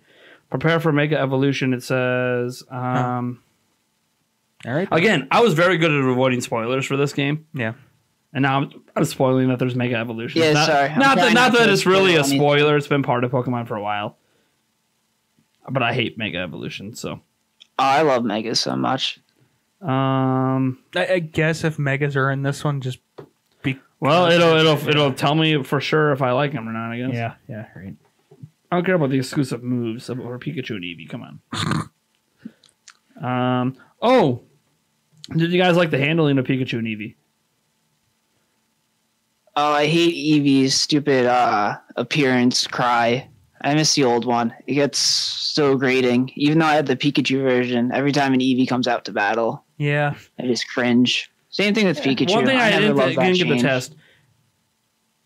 Because when I first started playing Pokemon Eevee, I'm like, Eevee sounds like Pikachu. Yeah. Like, literally sounds like Pikachu. Yeah, it's not saying Pika Pika, but like it's like the same voice. Is it the same voice actor? That's actually what never looked. I don't know. But Yeah. like I don't know if that's true for Eevee in general, but the Eevee in Let's Go Eevee, that's your main Well, to yeah, me they sounded, never had Eevee say that before. That's new to this game. yeah, and so like because it's got these new things, I'm like he's the same voice actor. But I possible. haven't looked at Pokemon like Let's Go Pikachu to actually compare. Oh yeah, that is the same. Oh yeah, no, it's different. It sounds very similar to me. Some other people when I was live streaming too said it sounds similar, but a lot of that is like if you don't have it right in front of you, you can be like well, in your memory that's what Pikachu sounded like. Yeah. You know, but it might be slightly different. Yeah. Mega Evolutions, it says, you can Mega Evolve certain Pokemon once per battle. Yeah, Keystone, yeah, blah, blah, blah, Mega Stone. Mega Venusaur, the Mega X and Y Charizard, Mega Blastoise. I wonder how Mega works because a lot of the Megas had like really impactful abilities. That's the only 3 really they have balanced listed it. are the Megas for the OG starters. I know the other Megas are there for like Kangaskhan, Alakazam, Gengar. Yeah, it's the I only just one- haven't seen It's the any only how ones they you talk get them. about. Otherwise, then they go on to talk about legendaries. But it's just the official website, They're not going to give you The official website where it's not everything's up to date. Oh, dude, the official web. Well, actually, that website didn't look too bad, maybe, but yeah. like the Zelda websites are terrible. Yeah. But if you want to go anywhere for Zelda information, I hate saying this, ZeldaDungeon.net or Zelda Universe. Yeah. Because they're like not Zelda Universe, the official Zelda site, ZeldaUniverse.net, like places that actually passionately care about bringing you Zelda stuff because the official websites don't. I can tell you that. Yeah. That's probably true for Pokemon too. That's why Cerebi.net and all these other places are so popular because the official websites don't give you crap. Yeah. Yeah. I just Especially use for the Cerebi all the competitive time. What? I just use Cerebi all the time. Yeah. Cerebi's the one that always sticks out to me because we were affiliated with them back when I ran Zelda Informer, and I just never really felt like I needed another Pokemon site. It kind of gave me everything. Mm-hmm. Sometimes a little too much, to be honest, but Yeah. it's okay. I mean, that's the thing. Like, when you go to a fan site, like, you're getting everything. Like, Oh, yeah. don't go to fans. Like, it's like people come to Zelda Informer, like, oh, you spoiled it. I'm like, you are at a site that's literally about nothing but Zelda. And we're warned that there's a spoiler. Like, don't, like, it's fine. On social media, I get it. If we didn't put a good enough spoiler warning, fine. But, like, if you came to the website specifically that day and got spoiled, I'm like, I'm sorry. Don't visit a site dedicated to one thing and then get mad that it talks about that one thing. Yeah. Yeah. That always bothered me. It's like, then don't. Like, you know how I avoided Pokemon spoilers? I have not gone to Cerebi.net since after E3. Mm-hmm. I have unfollowed all the people I used to follow on Twitter for Pokemon. And you'd be like, but isn't your job to cover it? The big stories, like the fact it sold 3 million in launch, that'll come to me from the other general websites. Yeah. All the ins and outs, all the spoilers, I don't need that. If I don't want to be spoiled, stop going to the places that you know are going to have spoilers and that you can't blame them for having spoilers because that's what they do. Yeah. They talk about the games. Yeah. There are websites, that because one of the versions of the game leaked and was being data mined. That wasn't covered. Like Nintendo, everything mentioned a data mine exists. They didn't go into the details from it. But if you go to Cerebi, you're going to get all the details. Yeah. So don't go to those places, guys. This is just a general thing about spoilers. It's not that hard to avoid the spoilers that really matter. It's really not. Stay off the internet. It's like, what was it? Someone complained to me about Smash Bros. Because I put up a title that said you can unlock all the characters in Smash Bros. Within a few hours, right? Like, that was the title. Like, God, thanks for spoiling. I'm like, are you joking? Like, no, seriously, I didn't even know you could unlock the characters. I'm like, what? I'm like, okay, are you new to Smash? No, I played every game. What? That's been there since the very first game. Unlocking characters I can see it being a spoiler for someone who's brand new. But when you're complaining and you're a veteran, it's like my brain. You're hurts. complaining because you forgot how Smash works? My brain hurts. Yeah. I mean, or you don't know how fighting games work? Like, fighting games either give you them all or you unlock them. Yeah. I mean, I thought he was going to complain that the spoiler was you can unlock them in a few hours, but that's always been the case, basically. Yeah. So, anyways, I don't know. Yeah. But so let's just kind of wrap this up with what are your guys' takeaways on the game so far as it stands where you are in it. Let's start with 243. I definitely think it's probably one of the weaker Pokemon games. Again, mainly because of the EXP works and lacks of gen. I think if there was another version of this game or another timeline where they took, maybe 7 months more and added like the Johto region and stuff and just more variety to it, I think this could have been a really solid game. I probably think this will sell around 5 million. I'm wondering, if Smash Brothers comes out and the sales just drop off a cliff and no one ever talks about this game again. So you really think it's only going to hit 5 million when it's already at 3 in 3 days? I don't know. It's really interesting because, again, there's only, 36 million Switches out there now? No. The last update we had was 20. Well, there was 18.5 sold through, 22 point whatever shipped. Mm-hmm. Okay. I think it'll. I don't know, because I wonder how Smash Brothers is going to affect it. Because I imagine when Smash is out, no one's going to be looking at this game anymore. I don't think so. I don't think there's Gen as much. 8 comes out, I wonder if people are going to buy it to catch up on it, or they're just going to skip it. Gen 8, I think Gen 8 would be one that could maybe skew It'll it. kill this one. I don't know if it'll kill it because the appeal of this one isn't to people who are looking at the Gen 8, right? So true. Yeah. we don't know. We don't know how it's going to affect it, but I don't think Smash Bros. Matters at all. I think one, it's an entirely separate audience, Oh, right, yeah. and two, Smash Bros.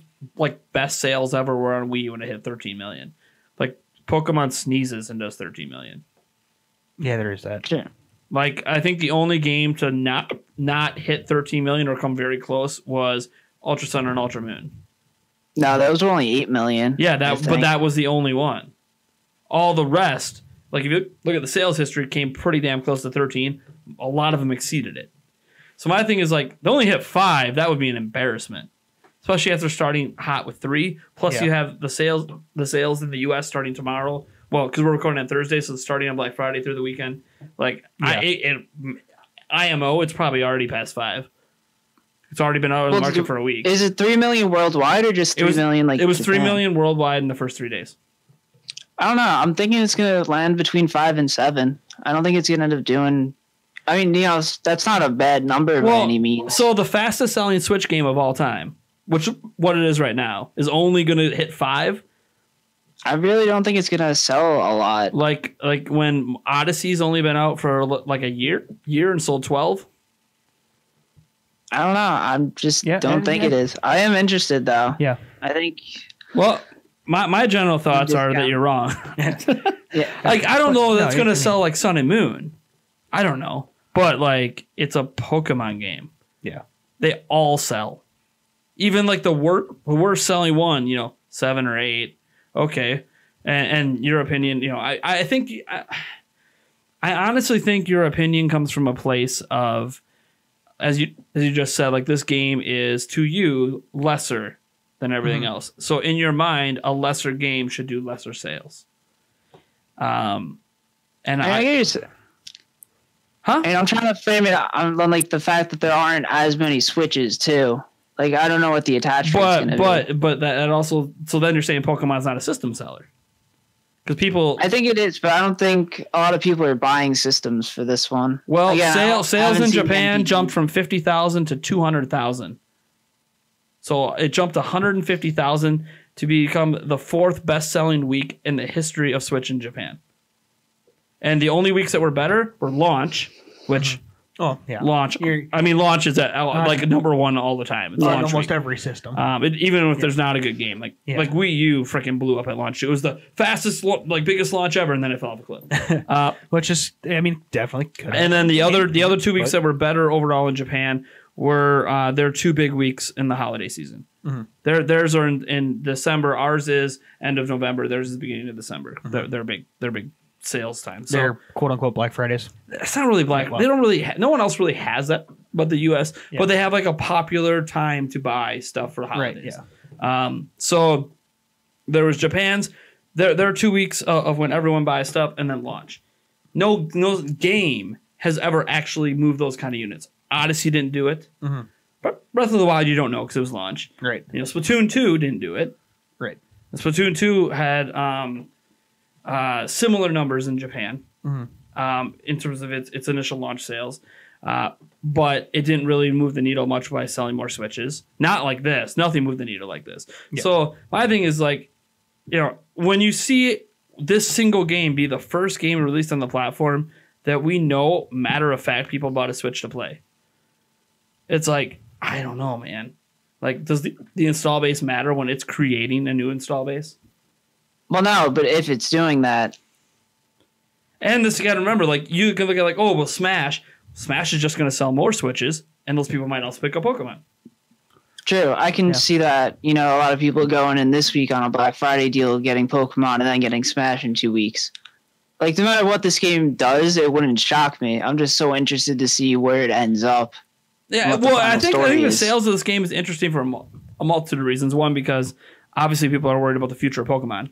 Right. And if this game is going to affect it or not, I don't know that it's going to, but, at least it'll affect the mainline games. But I think it'll create another kind of semi-mainline game. Well, what they said is if this game does well enough, they're going to consider making another one and another Right. one. Oh, I fully expect make it its own series. too. So that's why I'm like, the sales of it, I don't think people should worry about the sales of this affecting Gen 8. Gen 8's already been in the works. Right. It's not going to matter. Right. But what I do think is the sales of this is what leads to, if there's anything affected in the main line, it's no more Fire Reds, no more Leaf Greens, potentially no more Ultra Sun and Ultra Moons. Because it'll be new gen. Well, I don't know if there won't be any new Ultra Sun, Ultra Moons because it's so easy for them to make. Right. And throw together. It'll probably be new gen, Gen 4 remake, Let's Go 2. I just don't. Gen, my thing is another remake. I think this replaces remakes. I don't think it does because It's a too much remake. cash It's literally left out. it's a remake though. So they're gonna make 2 remakes at a time and then new gen. No, I would agree with that. Well, but this kind of has. I'm not trying to say it's like, easy to make, but it is a lot less work when you already have your framework and everything, the blueprints of what you want to do, and the models. A normal remake. Actually, this takes more work than a normal remake. Yeah, because you got to change mechanics. You got to actually rework the code to work with this. No, I know those old games had motion controls. They all use the same basic code. Well, but for the newer ones, like they already have the motion control in there. Sure. Or they assumably would be made. That engine will be made with the motion controls. Well, my thing is, it's it's all still being made by the same studio, right? Like this isn't out to a different studio. Right. So basically what you're saying is there would be... What they would do is, instead of replacing the remakes, they would get rid of the Ultra Suns and Ultra Moons of the world. Yeah. Well, they'll probably have like 3 to 4 teams. I think their Game Freak has 3 teams already working there. 2 who work on, main Pokemon remake, and then the 1 team that works on like their little stuff like Towns, Pocket Card, I think Tombow or whatever. So... And they might add on another team. So your presumption is they're going to hire more people. I mean, if it's making enough money, I suspect they would. See, I think if this ends up blowing up, heck, maybe even bigger than the prior remakes. We don't know. We obviously aren't going to be able to project any. Like you can try to project things now, but they've never launched a game with this small of an install base before, so we don't really know. Right.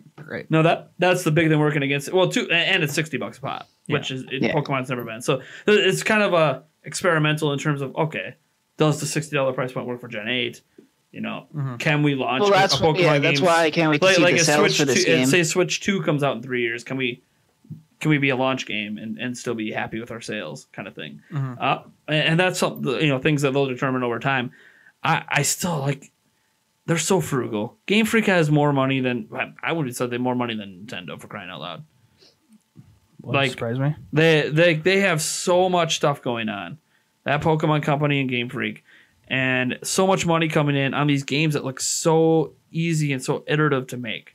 And I'm not saying game development's easy, but outside of when they change engines, it feels like it's just 50 people cut, paste, change a few lines of code here it's and just there. like a team of 50 people just keep churning out games. Yeah, that's basically what it is. So my thing is, I think it makes sense for them to why get rid of the rest, because they're selling too well. So let's just do it all. And I think it's just because they're frugal. They're not going to hire more people.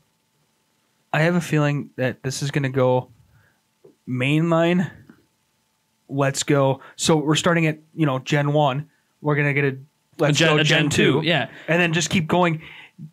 New gen. Yeah, I think it's perfectly set up to replace remakes. Let's go. New gen. Let's go. Yeah. I think they're going to keep doing the Ultra Suns and Ultra Moons of the world because it's such a quick turnaround. It's like we already have the game. It's just the same game, new story, a few new Pokemon done. And sometimes not even new Pokemon. Yeah, right. So the third game in the series is such a cash grab. Why would they stop doing it when it could probably be a team of 20 people throwing that together? They're not going to stop doing that. That's too easy to do. Yeah, right. It's too much money to make, too easy to do. Pokemon Let's Go, I think, takes more effort than one of those.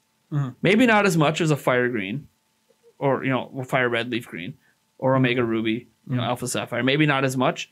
Maybe it is as much. We don't know because we're not making it. Right. And this assumes that there's no advancements at all in the games ever. Right. Which, you would assume Gen 2 has different stuff going on and then Gen 1. They'd have to find a way to work that into the system unless they're just going to start cutting the features of every gen. Yeah. Which I don't. Well, some things will get tossed out. I wouldn't be surprised if they do a Gen 2 Let's Go, held items are back. I could see them adding in Rather, I don't think it's going to guess- stay this way with every gen. That would be weird. That there's no advancement at all. Yeah. There'd be some advancement. Yeah. So like my thing is, I think that just means, well, if this ends up being more popular, then or makes more money even, then the older style of remakes, they're just gonna be like, why would we do that? We have a perfect path here. One, the main gen's always going to be way ahead. Mhm. So there's going to be like this big, what is it? They're in Gen 1, we're entering Gen 8. So there's going to be a 7-gen gap. Yeah. I think a 7-gen gap between like when Gen 2 comes and then all of a sudden we're starting to talk about Gen 9, I think that gap works very well because there's such a big, like, people haven't revisited Gen 2 in forever. And yeah, there's been remakes, but like we're going to get to a point where, well, they're like, so there's people asking for like, remakes of some of the games already that don't have remakes. Yeah. And maybe they'll be upset that those remakes are done in Let's Go style.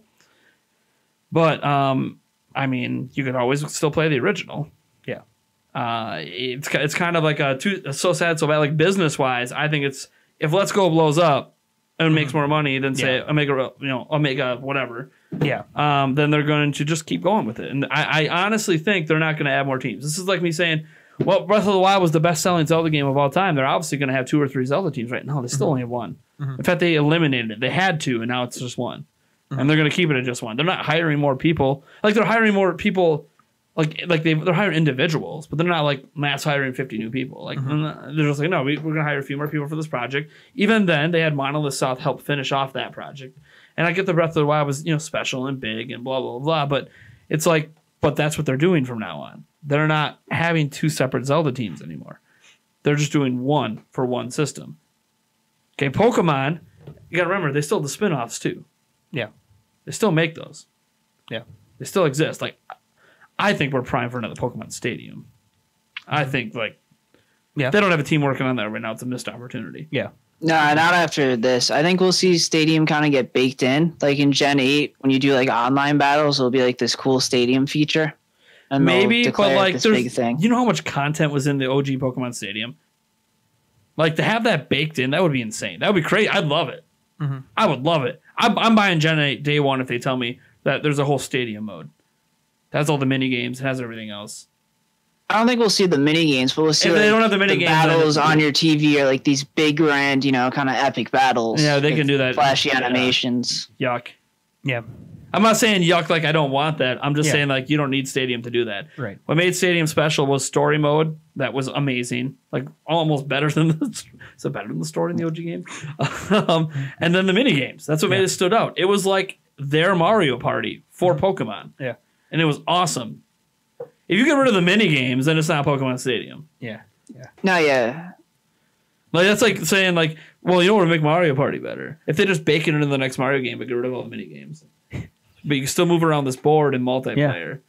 That'd be Just Then get again, this one vote, to be fair, that would be an share. advancement over Super Mario Party because you can't move on a board in multiplayer. You can only do mini games and only 5 of them. The Super Mario Party, I don't know what the hell they were thinking. That's one thing we never talked about on the podcast. You know what? That might come in a recap though, because a later podcast we're gonna do in December, probably the last one of the year. So it might be the one that comes out the first week of January. It will be like the recap, like our biggest disappointments. Yeah. Stuff like that. I guarantee you, Super Mario Party is going to be coming up because I'm pretty mad about their online. I'm so mad about their. I'm not even happy with like Mario Tennis Aces either, but their online is at least a little better. Yeah. Didn't Mario Party sell really well in October too? Wasn't it like 9 on the MPD? Yeah, it was. It made the top 10 on the MPD, and then it also, according to Nintendo, at their financial results, the 3rd fastest selling Mario Party game today. It was the fastest launch. But then, past launch, it's trending to be the 3rd best, which isn't bad. Like, it's not bad. It's just we don't know what the sales are obviously going to be like. We don't know if Pokemon's going to cannibalize things. We don't know what Smash is going to do. And heck, maybe all game sales get boosted. Like Pokemon in the UK and Pokemon in the Japan, where we have sales data for, we also saw everything else got boosted sales. The people didn't just buy Pokemon. They went back and they bought the Mario Tennises, the Breath of the Wilds, the Odysseys. Right? Pokemon pushed them to get the system, but then they went back and bought some prior games. So that's another thing is like we always look at it as like, oh, this game is going to cannibalize the rest, but like it's not always true. Sometimes it actually boosts the sales So like maybe Super Mario Party gets boosted because of Smash. Smash is a game you play with a bunch of people. Yeah. That can boost a game like Super Mario Party. Oh, yeah, you go out to buy your Switch in Pokemon, you get Diablo for $17. That won't be $17. That probably won't even be $17 tomorrow. that glitch in their system was so unintended. From what I heard from someone I talked to at Walmart, apparently like they knew about the glitch, and when I went into Walmart and they're just like, yeah, some guy just came in and bought like 6 copies and we're sold out. Oh. I'm like, okay. I'm like, that sucks. You should have limited them, but you can't. So I'm like, okay. Like I was talking to him, I was like, yeah, we got like this update basically on all their systems, from corporate for their Thursday sales, right? They do for Black Friday. They have like at 5 p.m. or whatever. Yeah. They do. Well, anyways, that update came out, and in that update, it had a glitch where somebody screwed up and made Diablo 3 $17 in the computer system. And they couldn't fix it because to do it would have required a massive corporate shutdown of the computer systems to apply the update to the whole United States. Mm-hmm. So they said instead of doing that, we're just going to eat the loss because it's going to screw things. Because today's the day of. You don't mess with the computers the day of. No, unless you absolutely have to. So they'll probably, and I think there's another update that rolls out tonight, but that'll be for tomorrow. And they'll probably have it patched out then. Well, you won't be able to find it tomorrow anyways. They're sold out. All of them are going to be sold out by tomorrow. So that's right. And if they're not, they'll be sold out once people realize it's $17. They didn't know it was 17. Yeah. When they pick up their Switches on Black Friday and stuff. But yeah, I'm really mad I didn't get in on that sale. And Doom 2 is 13, I think. It's basically giving you the PS4 prices for the Switch versions. Yeah, which is insane. Somebody screwed up big time, and we are the benefactors. Yeah. If you were able to get out there. So yeah, I guess my general thoughts on Pokemon.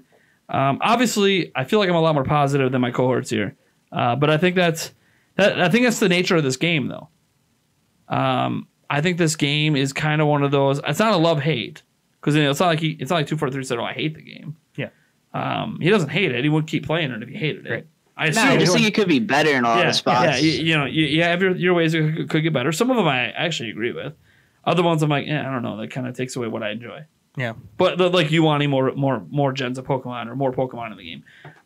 But I mean, that's fine. That's taste. That's differences in what we want out of these games. Ultimately, why I stopped playing after Gen 5 is Pokemon was going in a direction that I didn't want it to. Mm-hmm. I didn't like it. So I stopped because I wasn't having fun. And people say, well, you don't like catching Pokemon, so like you never had fun. I'm like, I had tons of fun with the OG Pokemon. Just because I didn't enjoy the base catching mechanic doesn't mean that I hated Pokemon. Oh my God. Mm-hmm. No, I was one of the biggest Pokemon fans out there. But I feel like while I know in my heart of hearts that this was lazily thrown together, quickly done, meant to be a cash grab like every Pokemon game basically, and that the target audience is basically the Pokemon Go audience. I'm not a Pokemon Go avid player. I think it's a fun game, but I don't play it avidly. I don't get the hate for it. Besides the initial like it overpromised, underdelivered at launch. A lot of the things it promised now it's delivered on. Not everything, but I feel like they went in my head and made a game for me. Mm-hmm. So far, it's that nostalgia bat hitting you in the right spot. It's not even nostalgia though. It's part of that, part of something else. Like nostalgia would just the nostalgia factor for me would be like, oh, you're facing Brock, you're facing Misty, you're facing Lieutenant Surge. Like, okay, cool. Like that's cool and everything, but I find myself like I get up to it and I don't get excited.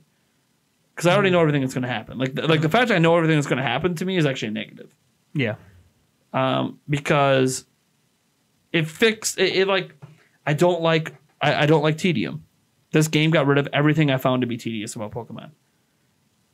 And that pisses a lot of people off. And for me, it's like, but that's exactly what I wanted. If there was a Pokemon game that can get rid of the tedium and give me everything else I love, that's what this game did. Still competitive multiplayer.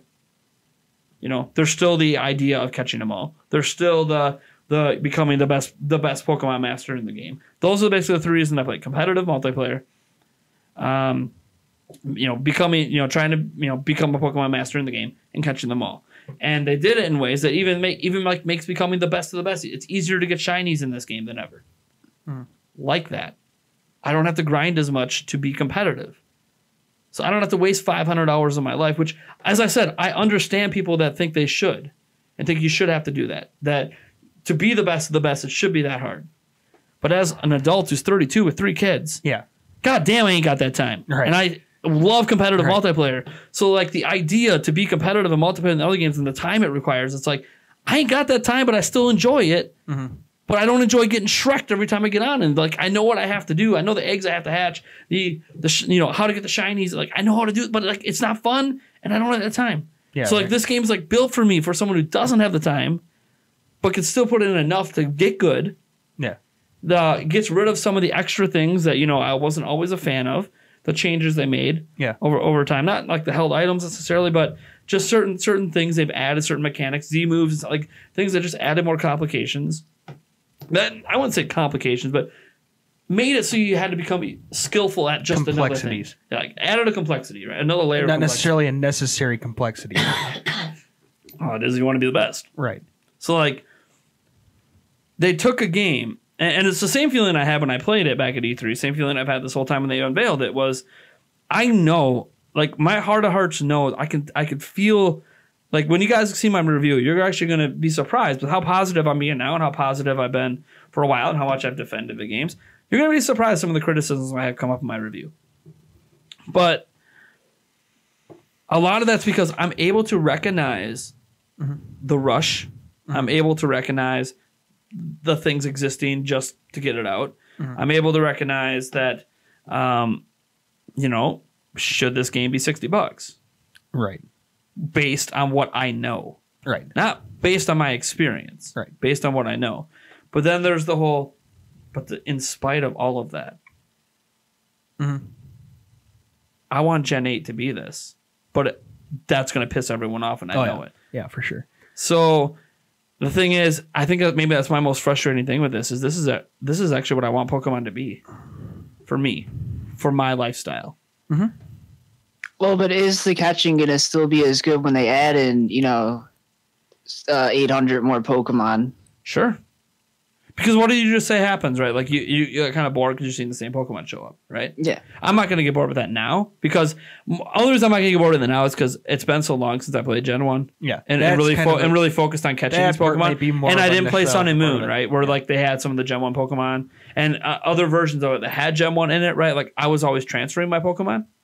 Yeah. So I never really had to recatch Gen 1. So, like, for me, it's like I never really got bored with Gen 1 like some people did because I just haven't really been involved with Gen 1 in so long.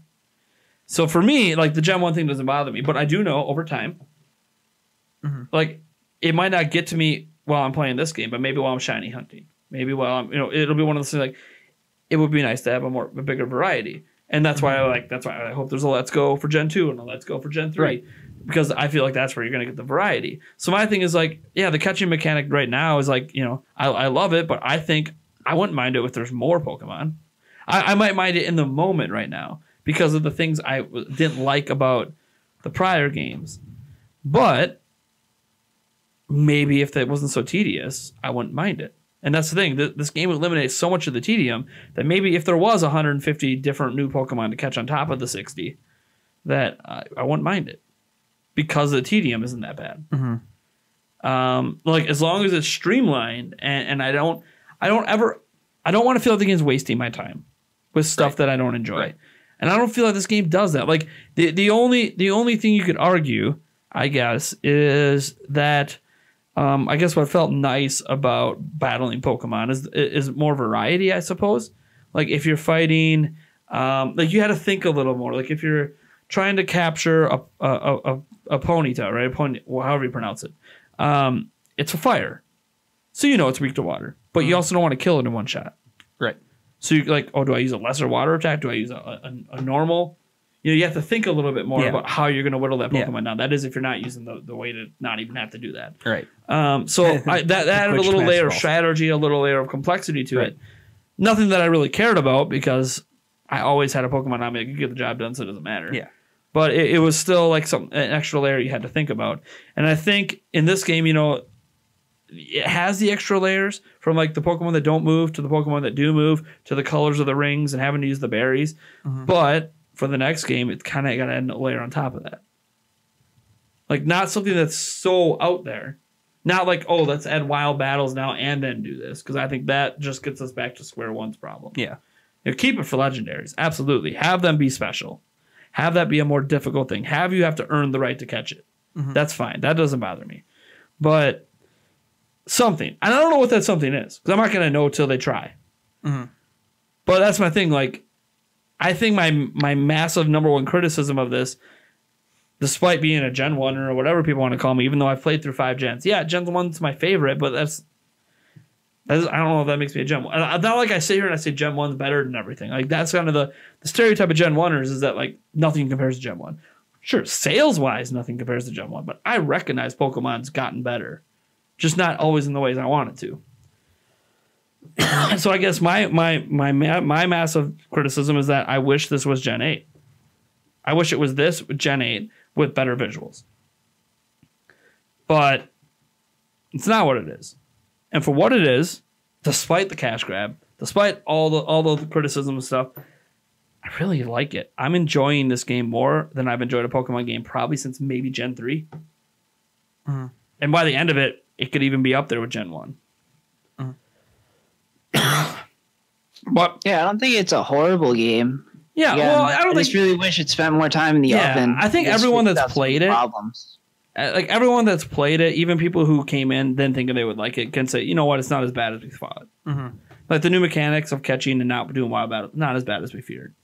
Like a lot of this, like the common thing I've seen is, yeah, people still might only give it a 6 or 7 out of 10 personally, but to them, they originally were going to give it a 1 or 2. So like it massively exceeded their expectations. Basically, the game wasn't as bad as they feared it was going to be, but it's still not as good as they want it to be.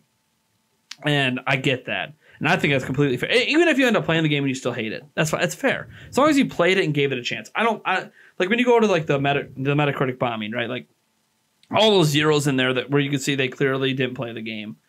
It's like, here's the thing: for a game to be a 0, it has to be unplayable. Right. It's basically just.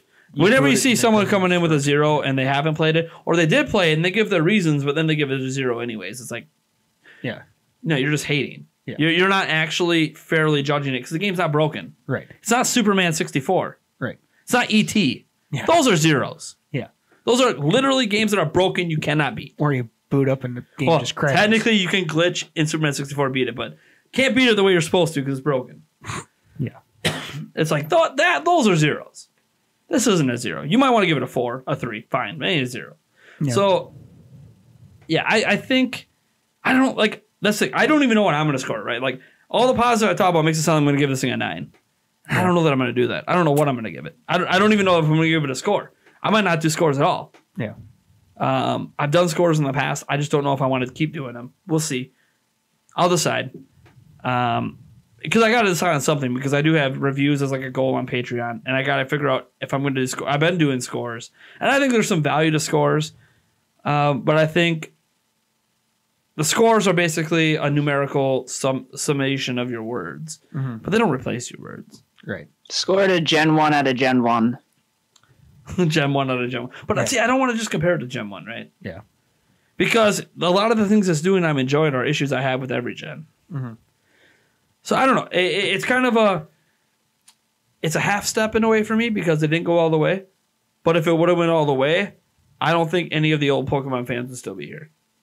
Like if this was Gen 8, they did this to Gen 8, and that was the first time they did it. Yeah. No, I definitely, yeah. I mean, you want to throw a fracture in the Pokemon fan base. We thought it was bad, but let's go. Yeah. You don't want to imagine if they would have unveiled Gen 8 and they were showing off Pokemon Go mechanics in it.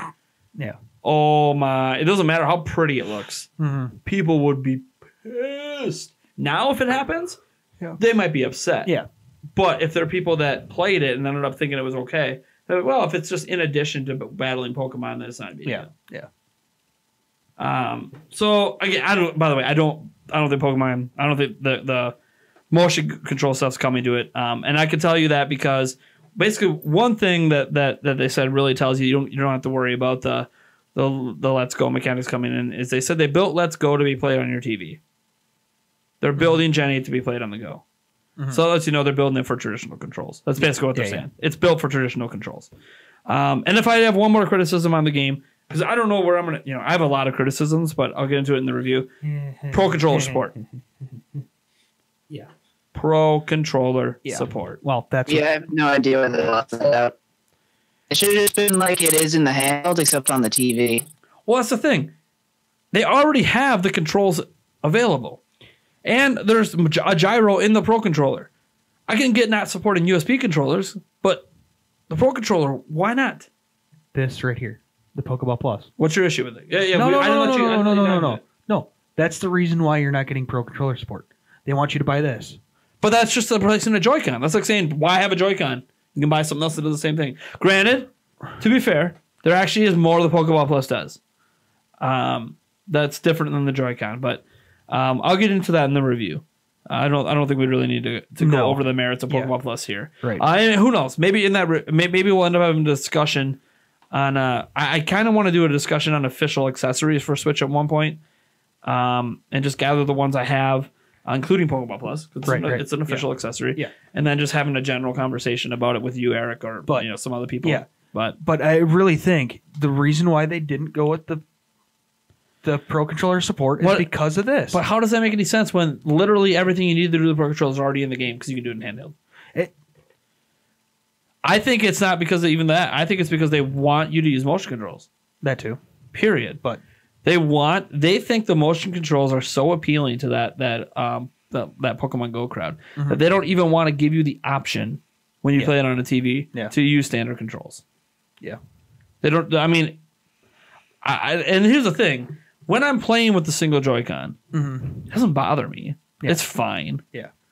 It just feels a little awkward. Well, here's the thing. Like, anytime you play a game with just a single Joy-Con, whether it's sideways or just one in your hand, it does feel like there's hardly anything there. And that's just a size issue. My hands are big. Joy-Cons are small.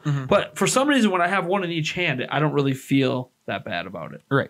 And plus, you could use the grip, which makes it even better. Right, yeah. So, like... So I guess theoretically you could just use the grip and... Well, yeah. No, well, that's the thing. Like the thing is, like, they already have the controls there to do it, but they didn't do it. I don't get it. Why? I don't understand it. That's a huge criticism I have. And they could add it in later through a patch if they want to. Maybe they just launch it this way, and then they give you the option in January or something, But I don't get it. But in general, besides some stuff I have to nitpick that I'll get into later, I'm really enjoying this game. Almost... I don't know if it met my expectations because I don't know what my expectations were. But I kept saying my only expectation was I was going to enjoy it, and it did that. So so far, this isn't definitive. I really like this game. There's things I wish and want more of, but everything is that, like I said, Gen 8 version that's going to piss people off. But like. I'm sorry that I don't care about your feelings. How this game plays, how streamlined it is. Call me a casual. Call me a dipshit if you want. I don't care. All right, dipshit. As a 32-year-old adult with 3 kids, this is the Pokemon for me. Oh, yeah. Now, Eric, you're different. Same age group. Yeah. But no kids. Yeah. Yeah, you work. You have a busy life. You're an adult. That's the way adults have busy lives. Yeah. Especially adults that actually have jobs. Yeah. But your take so far. Because you seemed a little more critical than me. Like, you almost stopped because of the Pokeball Plus. Oh, God. Yes. I almost stopped because of the Pokeball Plus. This thing, I have a massive love-hate relationship with it. It's actually... The functionality is not terrible. It's a decent accessory. It just could have been done better. Like right now, I don't know if it's on. I don't know if it's using battery. I don't know if it's doing anything. There's no on-off switch. There's no anything. Yeah, that's true. And the lights aren't always on to indicate it. Yeah. Yeah. So right now it could be draining battery. I'm not using it. You would figure because both switches are off, it's not. But you don't know. Exactly. You don't really know. Again, we've gone over the support of how to connect it to your Switch. How it, we've touched on. Well, what was the issue that made you want to quit playing? That you actually lost game progress over it. I did. I lost an hour and a half game progress over it. I was playing along, and I kind of noticed my Pokeball Plus. It had the blinking light, and I didn't really think much of it because I had seen it light up that same color, done something similar before. Yeah, and by the way, remember in the instructions, there's nothing about what any of it does. No light indications, no anything. So like in my head, when he's telling me that, I think battery's dying, but that's because I haven't been using it and seeing that light comes up in other times. Yeah. So like if a red light came up in other times, then I'm not necessarily thinking, oh, I see it again. That means I just caught it out of the corner of my eye. And then you got to be looking at it to see it anyways. So what I'm pretty sure happened was that my Pokemon, the Pokeball Plus, died. Yeah. When I was playing. Which happens. It has a very small battery, so it's not surprising. I think 8 hours. Which is nothing compared to the Joy-Con. It's a small right. I mean, it should last 8 hours, but whatever. Yeah. What it's rated to last. And here's the thing. Yeah. I wanted to do a battery test on it, and I'm like, how do I do a battery test on it? I guess till it doesn't register in the game anymore? Well, that's exactly what happened to me. It all of a sudden just kind of didn't do anything. I was sitting here pushing buttons. And the thing was, I had that kind of the same issue right away when I first paired it. So I didn't really think anything of it. Maybe just a pairing issue or whatever. Yeah, I thought it just decided to de-pair itself for some odd reason. Yeah. Well, you figure if it did that, there should have been an indicator popped up to say, hey. Yeah. But that's the same thing, though. When a controller dies, usually the game pauses and says, hey, switch controllers. Yeah. Well, not even that. When the Joy-Cons are low on battery, it gives you an indicator. Well, yeah, there's an indicator on the screen that says low battery. Yeah. Not with the Pokeball Plus. Nope. That we're aware of. Because we don't actually know if the battery died. That is true. Because when I did back out and go to the home screen, that's how I found out there was an update to the game. Yeah. I went back because I was looking at the controller part of the controller section. It said I still had 2 things of battery left. Yeah. So that's the thing. We don't know if it actually died. We just know it wasn't working anymore. Yeah. In the game. It was like it was desynced without giving us any indication it's desynced or any option to resync it. So yeah. Or sync another controller at all. Right.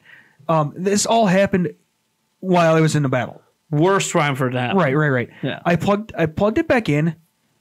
I plugged it in, and it all of a sudden kicked back up and was working Which again. makes you think the battery died, yeah. Yeah. Okay, fine. I didn't really think anything of it. I kept going, and all of a sudden it just literally stopped. Nothing, no input, no nothing. Mm-hmm. And I was like, okay, what the hell? So this is where I backed out, went, looked at, I did all that stuff. Yep, did all that. And I was like, what the hell? So I was like, all right. And he just texted me the whole time, just pissed. Yeah. Well, no, this was afterwards. Oh, you texted me after? I was done. Oh, after you finally gave up and you're like, yeah. Well, I thought it was the update that might have that locked the game up, but not locked the game up. You know how you sometimes you sit. You shouldn't even be able to update the game while it's running. No, I had to. That's why I lost the hour and a half progress. Oh, because I had to close the software to update it. Wait. So you're telling me you went to the home menu in the middle of playing Pokemon and it forced you to close an app you had open at the time? To update it. To the update. You're supposed to hit the top one. You can go back in. Software. You can go back in without. But you chose to update it because I thought the game was locked up. Okay. Only that is a user error thing. There is a thing in the Switch manual that talks about when you suspend the game, you hit update. I know that. I went back into the game before. Okay, but basically you went back in the game because you decided to do it because you couldn't. For the life of you couldn't figure out how to finish that battle. Right. And get out of there and save. So I took off the Joy-Con. But created a second player. Yeah, because it does the co-op thing, yep. That didn't help me.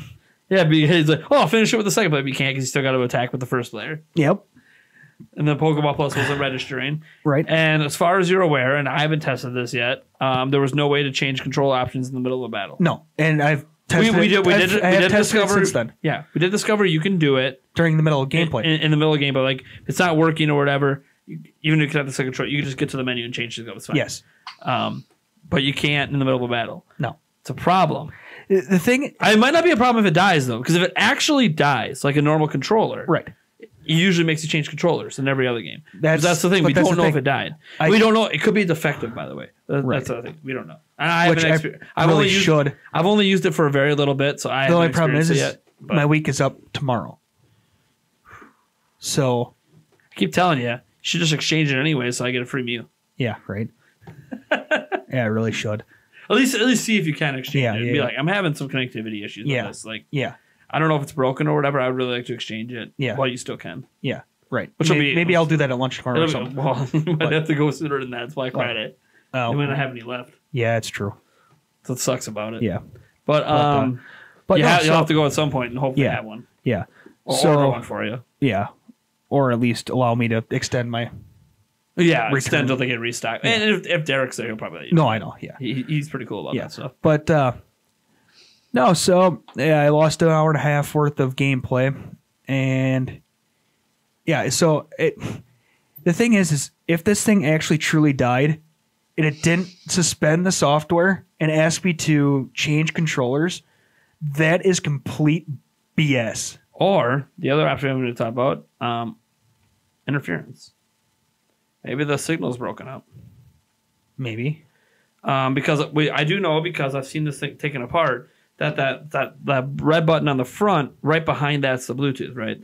And I wonder if maybe you get some wireless interference or something, because the Switch doesn't tell you when there's interference. Mm-hmm. Like, this is what people noticed with, like, the left Joy-Con issue, blah, blah, blah, blah. The issue was that where it was next to the metal, it created an interference with the metal on one side, and then your hand created interference on the other. Mm-hmm. So that led to connectivity issues, which led to people having, drifting and all this stuff happening with their left Joy-Con. And they've since fixed that, and they moved the antenna away from being blocked on both sides of the signal. But the thing is nothing on the Switch indicated you were having a signal problem. Mm-hmm. So that I'm starting to wonder, maybe it didn't die, it didn't have any issues. It just, I don't know if because where your finger was on it or something, it just could not get a good connection. But also today, the other thing that kind of got me too was when we first tried to pair it with you, I had to open the back compartment to the charge compartment for it all of a sudden even to wake up. Yeah, that was weird. I kept pressing it, and I'm like, is it dead? And you're like, better not be. I'm like, I charged it overnight. I'm like, so well, and then he said, oh, it's USB-C. And I'm like, oh, I got a USB-C, thing. It's fine. Obviously, I got USB-C chargers. So I'm like, we popped the back off, and I'm going, and I plug it in, and I'm going to charge it, and I'm like, I accidentally. No, you didn't even plug it in. No, I plugged the USB-C thing into my Switch, and then I accidentally tapped the button, and all of a sudden it lit up and started pairing. I'm like, and then I closed it and it stopped pairing again. And I'm like, what is going on? Yeah, so I'm wondering if this thing isn't. It might just be defective. And that's the thing. If he gets another one and the same thing happens, now I always see a pattern. Yeah. So it might almost be worth doing just for an experiment. Like, return it, get a new one, and see if it still happens. I'm definitely thinking. Bring your receipt in. I hope they don't make you, like, have to return the game, too. That'd be stupid. Yeah, it would. Because if they have to give you the same, I would bring the box in the game with anyway, in case they have another one. Yeah. And they're just going to give you a new box one. It won't change your save data. That's all on your Switch. So I would just have it with just in case, but I would assume they'll just let you swap it out. Yeah. Maybe not, because it says part of a bundle, so. But who knows? Yeah. Either way, they'll swap it either way, either for the whole brand new bundle or for. Yeah. Maybe. I don't know, because it's an open game. Yeah. But defective hardware. You know what? Yeah. If you go to our GameStop, manager's going to be there tomorrow. Yeah, I know. For sure. I know. They'll figure something out. Yeah. Anyways. But yeah, so love the game. I'm happy with the game. I'm just pissed that I've had to replay a lot of it. Sure. Right now, because I was only 2.5 hours, 3 hours in. Well, of what you played, yeah. Does it stand up to what you expected coming out of E3? Yeah. I think it was kind of almost exactly what I was expecting. Okay. Which was? See, they've heard my side of this all the time. Right. You and I haven't specifically talked about it since our E3 podcast. Right. No, I thought, that the catching mechanism was, I never had a problem with it.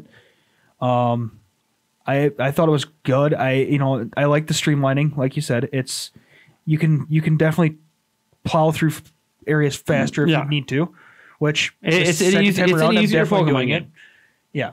Which bothers some people, which is fine. Right. It is easier. But but for my, not having a lot of time, that fits. I could pick it up, play it for an hour, and I wonder, still have fun. Outside of the issue with the fact it doesn't support the Pro Controller to me, that kind of, I don't know, does that like fit the Switch?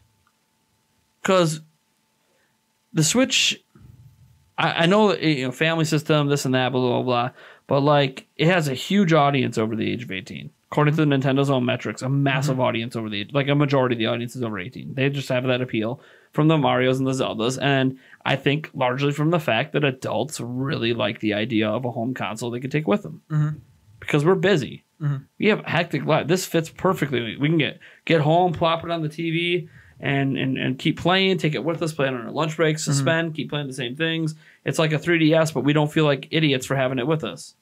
I played about 90% of this game just lying in my bed. Yeah. And that's like perfect for adults, right? Like it's you could do it with the 3DS, but like something about the 3DS kind of felt like a kid's toy. And that's not anything against the 3DS. It's sleek. It's cool. I mean, I think the 2DS XL is sleek as hell. I really like some of the design elements of dual, but like something about it, it's like, yeah, but it's still that dual screen kitty design. It's got nothing on my smartphone. Walking around with the Switch, I'm like, it's kind of like a smartphone with controllers. That seems more acceptable in society, at least. And I feel like that's why there was such a large adult audience. It's like, it makes gaming more acceptable. It lets me play the games on my TV and anywhere I want seamlessly. No extra, like, you know, I don't have to like go hook up an extra thing to the back TV every time. I got the dock. That's it. It's good to go. And it's just nice and easy and seamless. And because of that, I wonder if like, yeah, this game's easier. Yeah, you can kind of plow through it. But for like busy adults, isn't that kind of nice to just have those kind of games that you know you don't have to sink hundreds and hundreds of hours into to enjoy? You just kind of plow through it and just or play an hour. Like maybe you're just so excited to go face Zapdos, and now you know you don't have to waste a whole bunch of time to get there. So I don't know. I mean, and that's a general question that I don't think any of us can answer, because like I could be like, yeah, I'm 32 with kids, feels perfect for me, but like I'm not necessarily the entire demographic of adults, right? I'm 31, have no kids, and it's I still am, you know, active as all hell. That's the thing. It's kind of like, you know, you don't need kids to be busy, but like, is there a difference between someone with kids, someone without kids? Someone play it with their kids. Co-op. I haven't even gotten into co-op. I haven't even tested co-op yet. Right. So I honestly think it's an interesting test case just to see. And this is, by the way, it doesn't mean that like a traditional Gen 8 game's not going to blow up. Of course it's going to blow up. No one's doubting that Pokemon's going to sell, besides 243 over there. He's doubting this game ability to sell.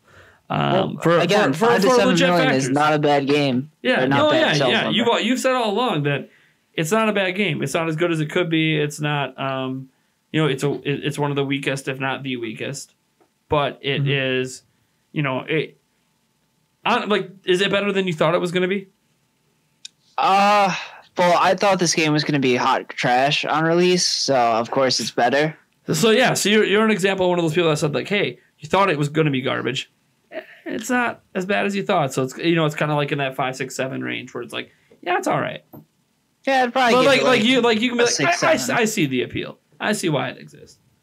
You know, not just as a cash grab, but like, I can see why people like it. Kind of thing. I also didn't realize how good this game was going to play in handheld. I didn't realize you didn't have to throw it or anything. Oh, you didn't know that? Yeah. They didn't advertise it that much. That's why they said it, but like it was like kind of like in the back room on a whisper in an interview. Oh yeah, it was on a press sheet in the very bottom last paragraph. Yeah, like they're not. It's like, yeah, it's there, but you know, unless you're paying really close attention, you don't know. That was released on a Friday afternoon during rush hour. Yeah. So yeah, and that's the thing. Like, and I guess we'll end with this because this is kind of, you know, the biggest thing is the change in the catching. I think all three of us have played with motion and without, right? I know you said 90%, but that also means there was 10% you played it with the motion. I think 243's answer is obvious. Like, I was gonna say, do you like it with the motion better or in handheld better without the motion? Not just like the comfort of playing in your bed. Obviously, that's a whole different thing. Yeah, I like it without the motion for sure, but that's because the motion doesn't really add anything. You can't do anything extra with it. Okay. Maybe if you can do like curveballs or something, it might be a little bit more fun. Oh yeah. The one big thing that's missing from Go. Yeah. Right. And I almost want to kind of counter that in a way. And it's only the Pokeball Plus does actually kind of make you feel like you actually are kind of throwing a Pokeball. So you can technically let go of the Pokeball if you want. Right? Yeah. That's why they have the wrist strap. I think that's why it's not the wrist strap. I think that's a big thing with the ring part. Is for people that want to actually get the full throw action, but still just quickly pull it back to your hand. I actually think that might. I have to test that out, but I think that might work. Right. I think that's the idea. Yeah. I didn't see anyone try it yet, but right. But I can understand, the meh with the Joy-Con because you don't feel like you're actually running through the actual throwing motion. You're kind of just flipping it or. Well, I was still kind of flipping it with that. Yeah, I mean. Well, I think you to can me, actually get the full. Based on my E3 experience and the little bit I played today with it, I think one thing that's neat about it, and I know all the things about it because I've read it, but like there's different things like HD Rumble exists in the Joy-Cons, right? So like you can still feel like the Pokeballs, doing the thing. But when it's in that round form factor, it just feels different in your hand. It's HD Rumble, but it feels like you're actually feeling that movement in the Pokeball, right? Whereas like they try to mimic it in the Joy-Con, but the Joy-Con's not the same shape. So it doesn't really feel quite right. Like you can still feel the but it's like it doesn't feel like the ball is spinning. It just feels like you can kind of like feel the vibration of the ball from a distance. Whereas like this feels like you're actually holding that ball as it like rotates and you're trying to like figure it out. And yeah, I think that was the idea of that was to be like boom and then you can just pull it back. I think that's the idea. Anyways, it works. But like, it needs like a yo-yo feature. Yeah, kind of like a yo-yo feature. Yeah.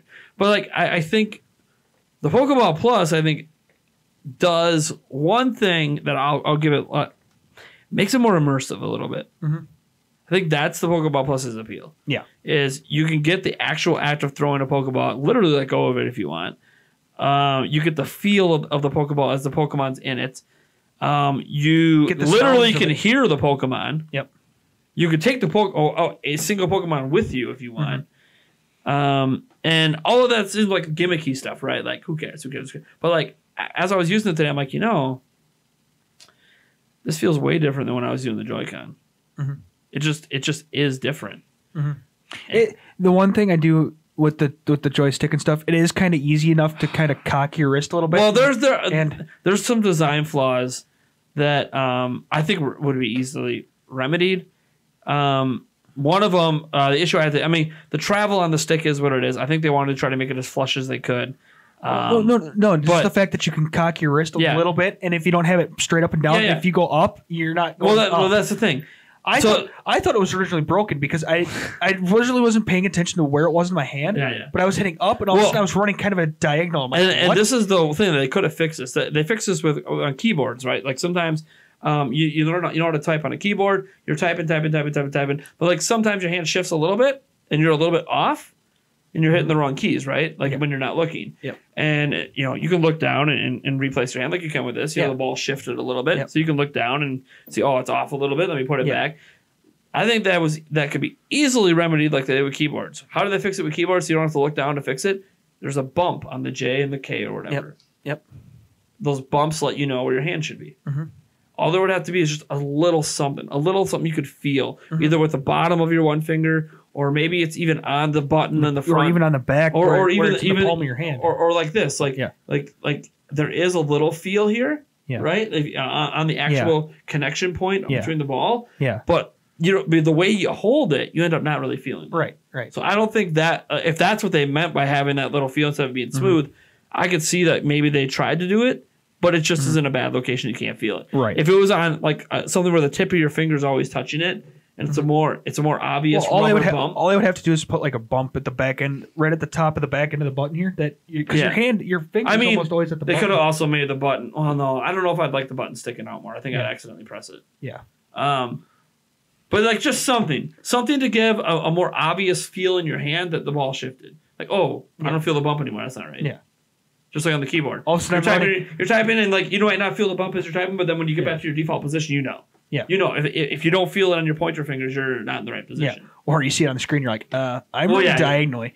Why am I running diagonally? Yeah. Why can I not go straight? Obviously, the more you use a keyboard, the less and less you even need the bumps. Yeah. But that's the thing. The more you use this, probably the less and less you'd need. Especially, and I think it's especially would be needed if you are doing the full throwing motion and letting go, and then bringing it back to you. That bump would help you realign it without having to look. Right. So, I mean, maybe that summarizes up this game in general so far. Lots of great stuff, lots of fun stuff. All of it could be a little better. Yeah. And in some cases, maybe a lot better for some people. But I think that's going to do it for this episode 88 of the Nintendo Prime podcast. I ended up running a lot longer than I thought, but you know what? It's okay. The reason I wanted to run short was because of my fiance, but she had to go run someone around anyways. She's not even home. I want to thank 243 for coming on. Yeah. Thanks so much. Because I think I had to push you back from last week, if I remember right. So that's just 2 months in a row has been pushed back, but we still got it in this month, so that's good. And next week we'll have another patron on. James is coming on, so that should be a lot of fun. I don't even know what that podcast is going to be about yet because I kind of decide as sometimes the day of, sometimes like this one I knew was going to be the Pokemon podcast. Right. Just like I know when Smash comes out, we'll have a Smash podcast. And on that podcast, on that podcast, I'm going to see if I can get the people back from the last time we had a Smash podcast. Just because I want the more hardcore perspectives to my casual perspective. Right?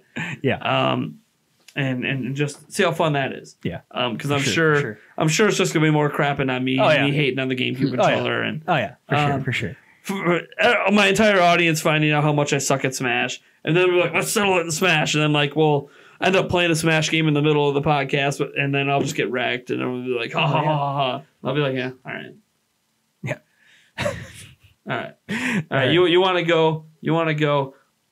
Phantom Hourglass online multiplayer mode. Let's go. Oh, good lord. Let's go. You want to get so cocky with Smash? Come to my world, baby.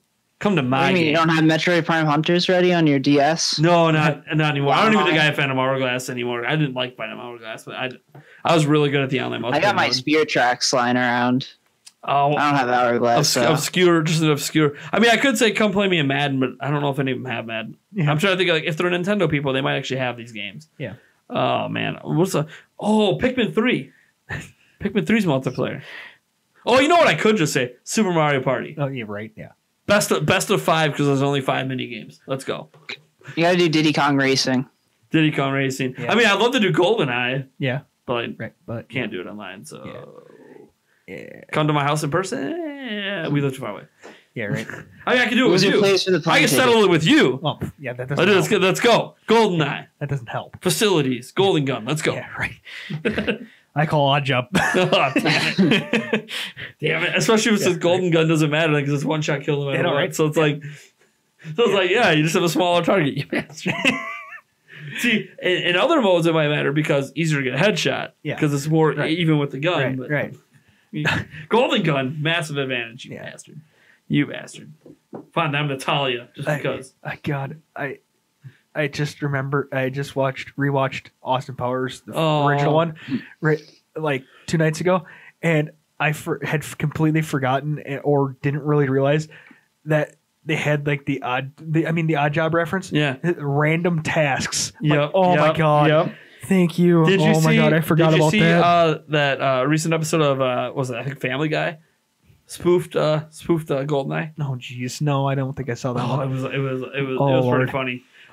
They even had they were in the what was that outdoor winter area. Oh, whatever. God, yeah. I forgot what it's called, but like it even had the part where you shoot the locks off, jump in at the end of the level. Oh lord. And I'm just like, oh my god, my nostalgia brain like like thinking back, I'm like, it's such the stupid. It's like the stupidest thing. Yeah. But I remember that. And I remember as I was doing that the first time, I was getting shot at from everywhere. I had a zillion guys coming after me. I'm like, just get the damn locks up before I die. Right. I don't want to redo the whole level. It sucked to get to this point. Yeah, right. I have alarms going off everywhere. I sucked at disabling the alarms. Yeah, right. Oh man. But like, man. Yeah. You can obviously become a member of our Patreon, patreon.com/Nintendo Prime. I already went over the podcast here at the beginning. Just go there, check them out if you forgot. And if you just want to support Nintendo Prime in general, as I said, our next stretch goal is 300. That guarantees that like this review I'm doing of Let's Go Pikachu, Let's Go Eevee happens a lot more often. Like you want me to review Smash Bros. Next month, which is going to be a hell of a review with how much content is in that game. I honestly dread reviewing the game.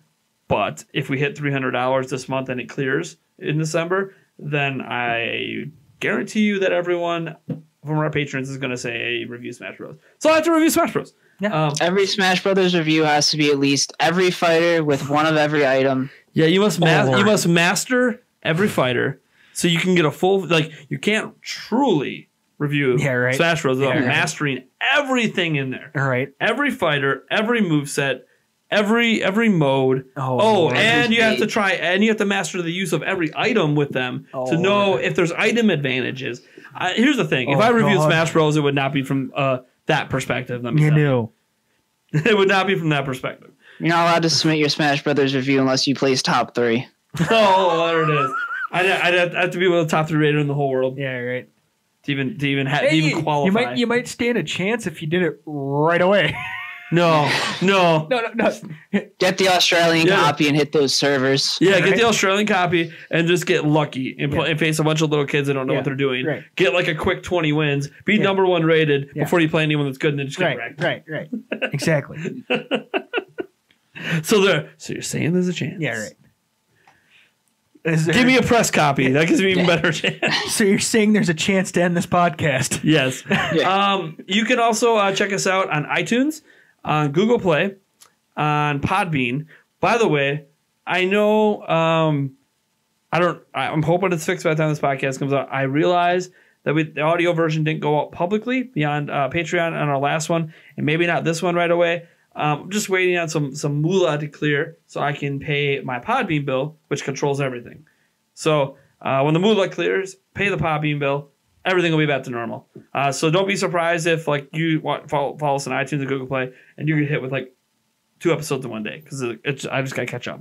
Hoping it'll be fixed before the podcast comes out. And this podcast won't be affected, just the last one. But that's all right. It's still always available 100% for free without me paying any extra money on iTunes. And audio versions always available on Patreon, except for the audio versions that existed before the Patreon.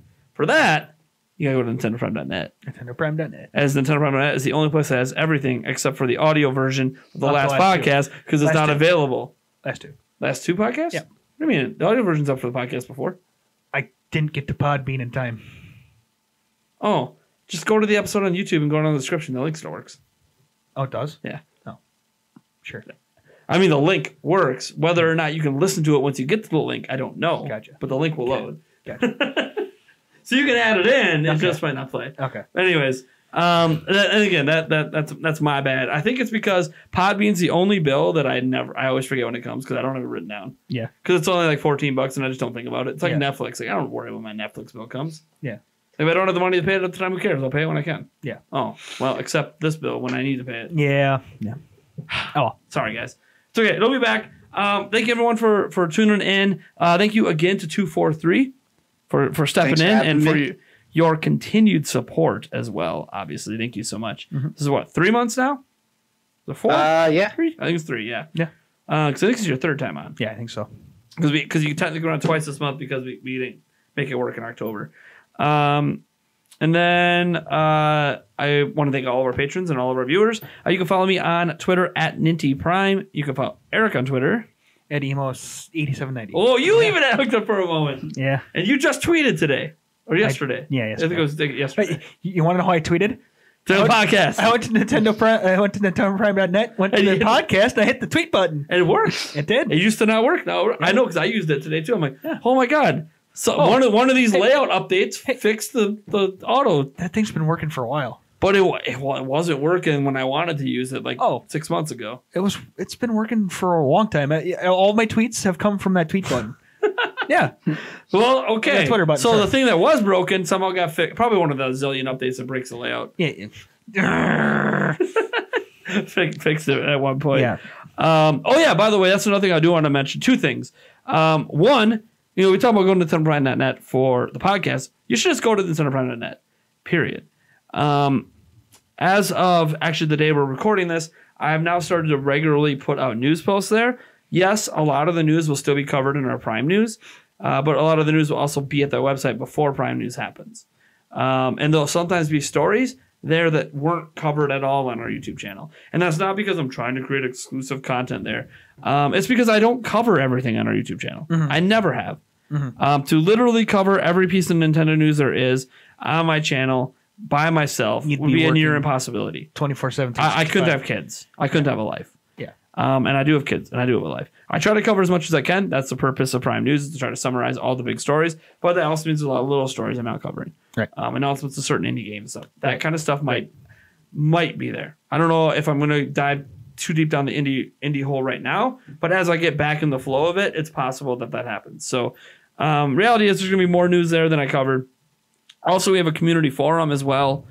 I really want to start directing, like, people always say, do you have a Discord? Do you have this? Do you like, yeah, I have a Discord for our patrons and stuff, but honestly, you want a community of people to talk to. Let's all gather at the forums that we have already at NintendoPrime.net. I love the forum format. I don't know if you guys do, but I love it. It'll be more long form, more informative, if I'm being honest. It's something like Twitter, even something like Discord, which has live chat. It's cool and everything, but I feel like stories go by too fast. It goes too fast. You're pinged when you don't want to be pinged sometimes. Whereas, like, if you're in a thread and someone quotes you, cool, yeah, you want to see what they said to you and reply to you. Whereas other people that post in the thread might not send you updates unless you asked for updates for that thread.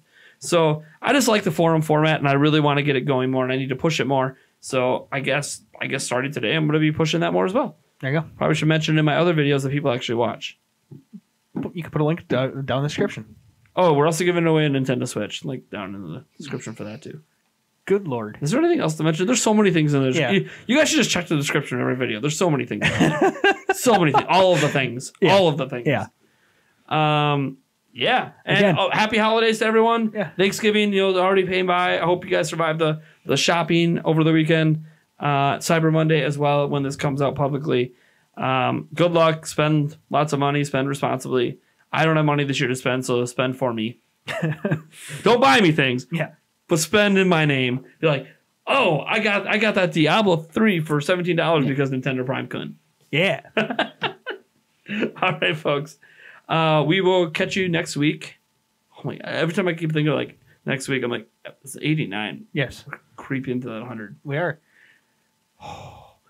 Here's the question. Are we going to hit 50,000 subs before we hit 100 episodes? Probably. Maybe. It's going to be close, I think, at the current rate. I don't know. I challenge you to subscribe to Nintendo Prime. There you go. Catch you next one, folks. Peace.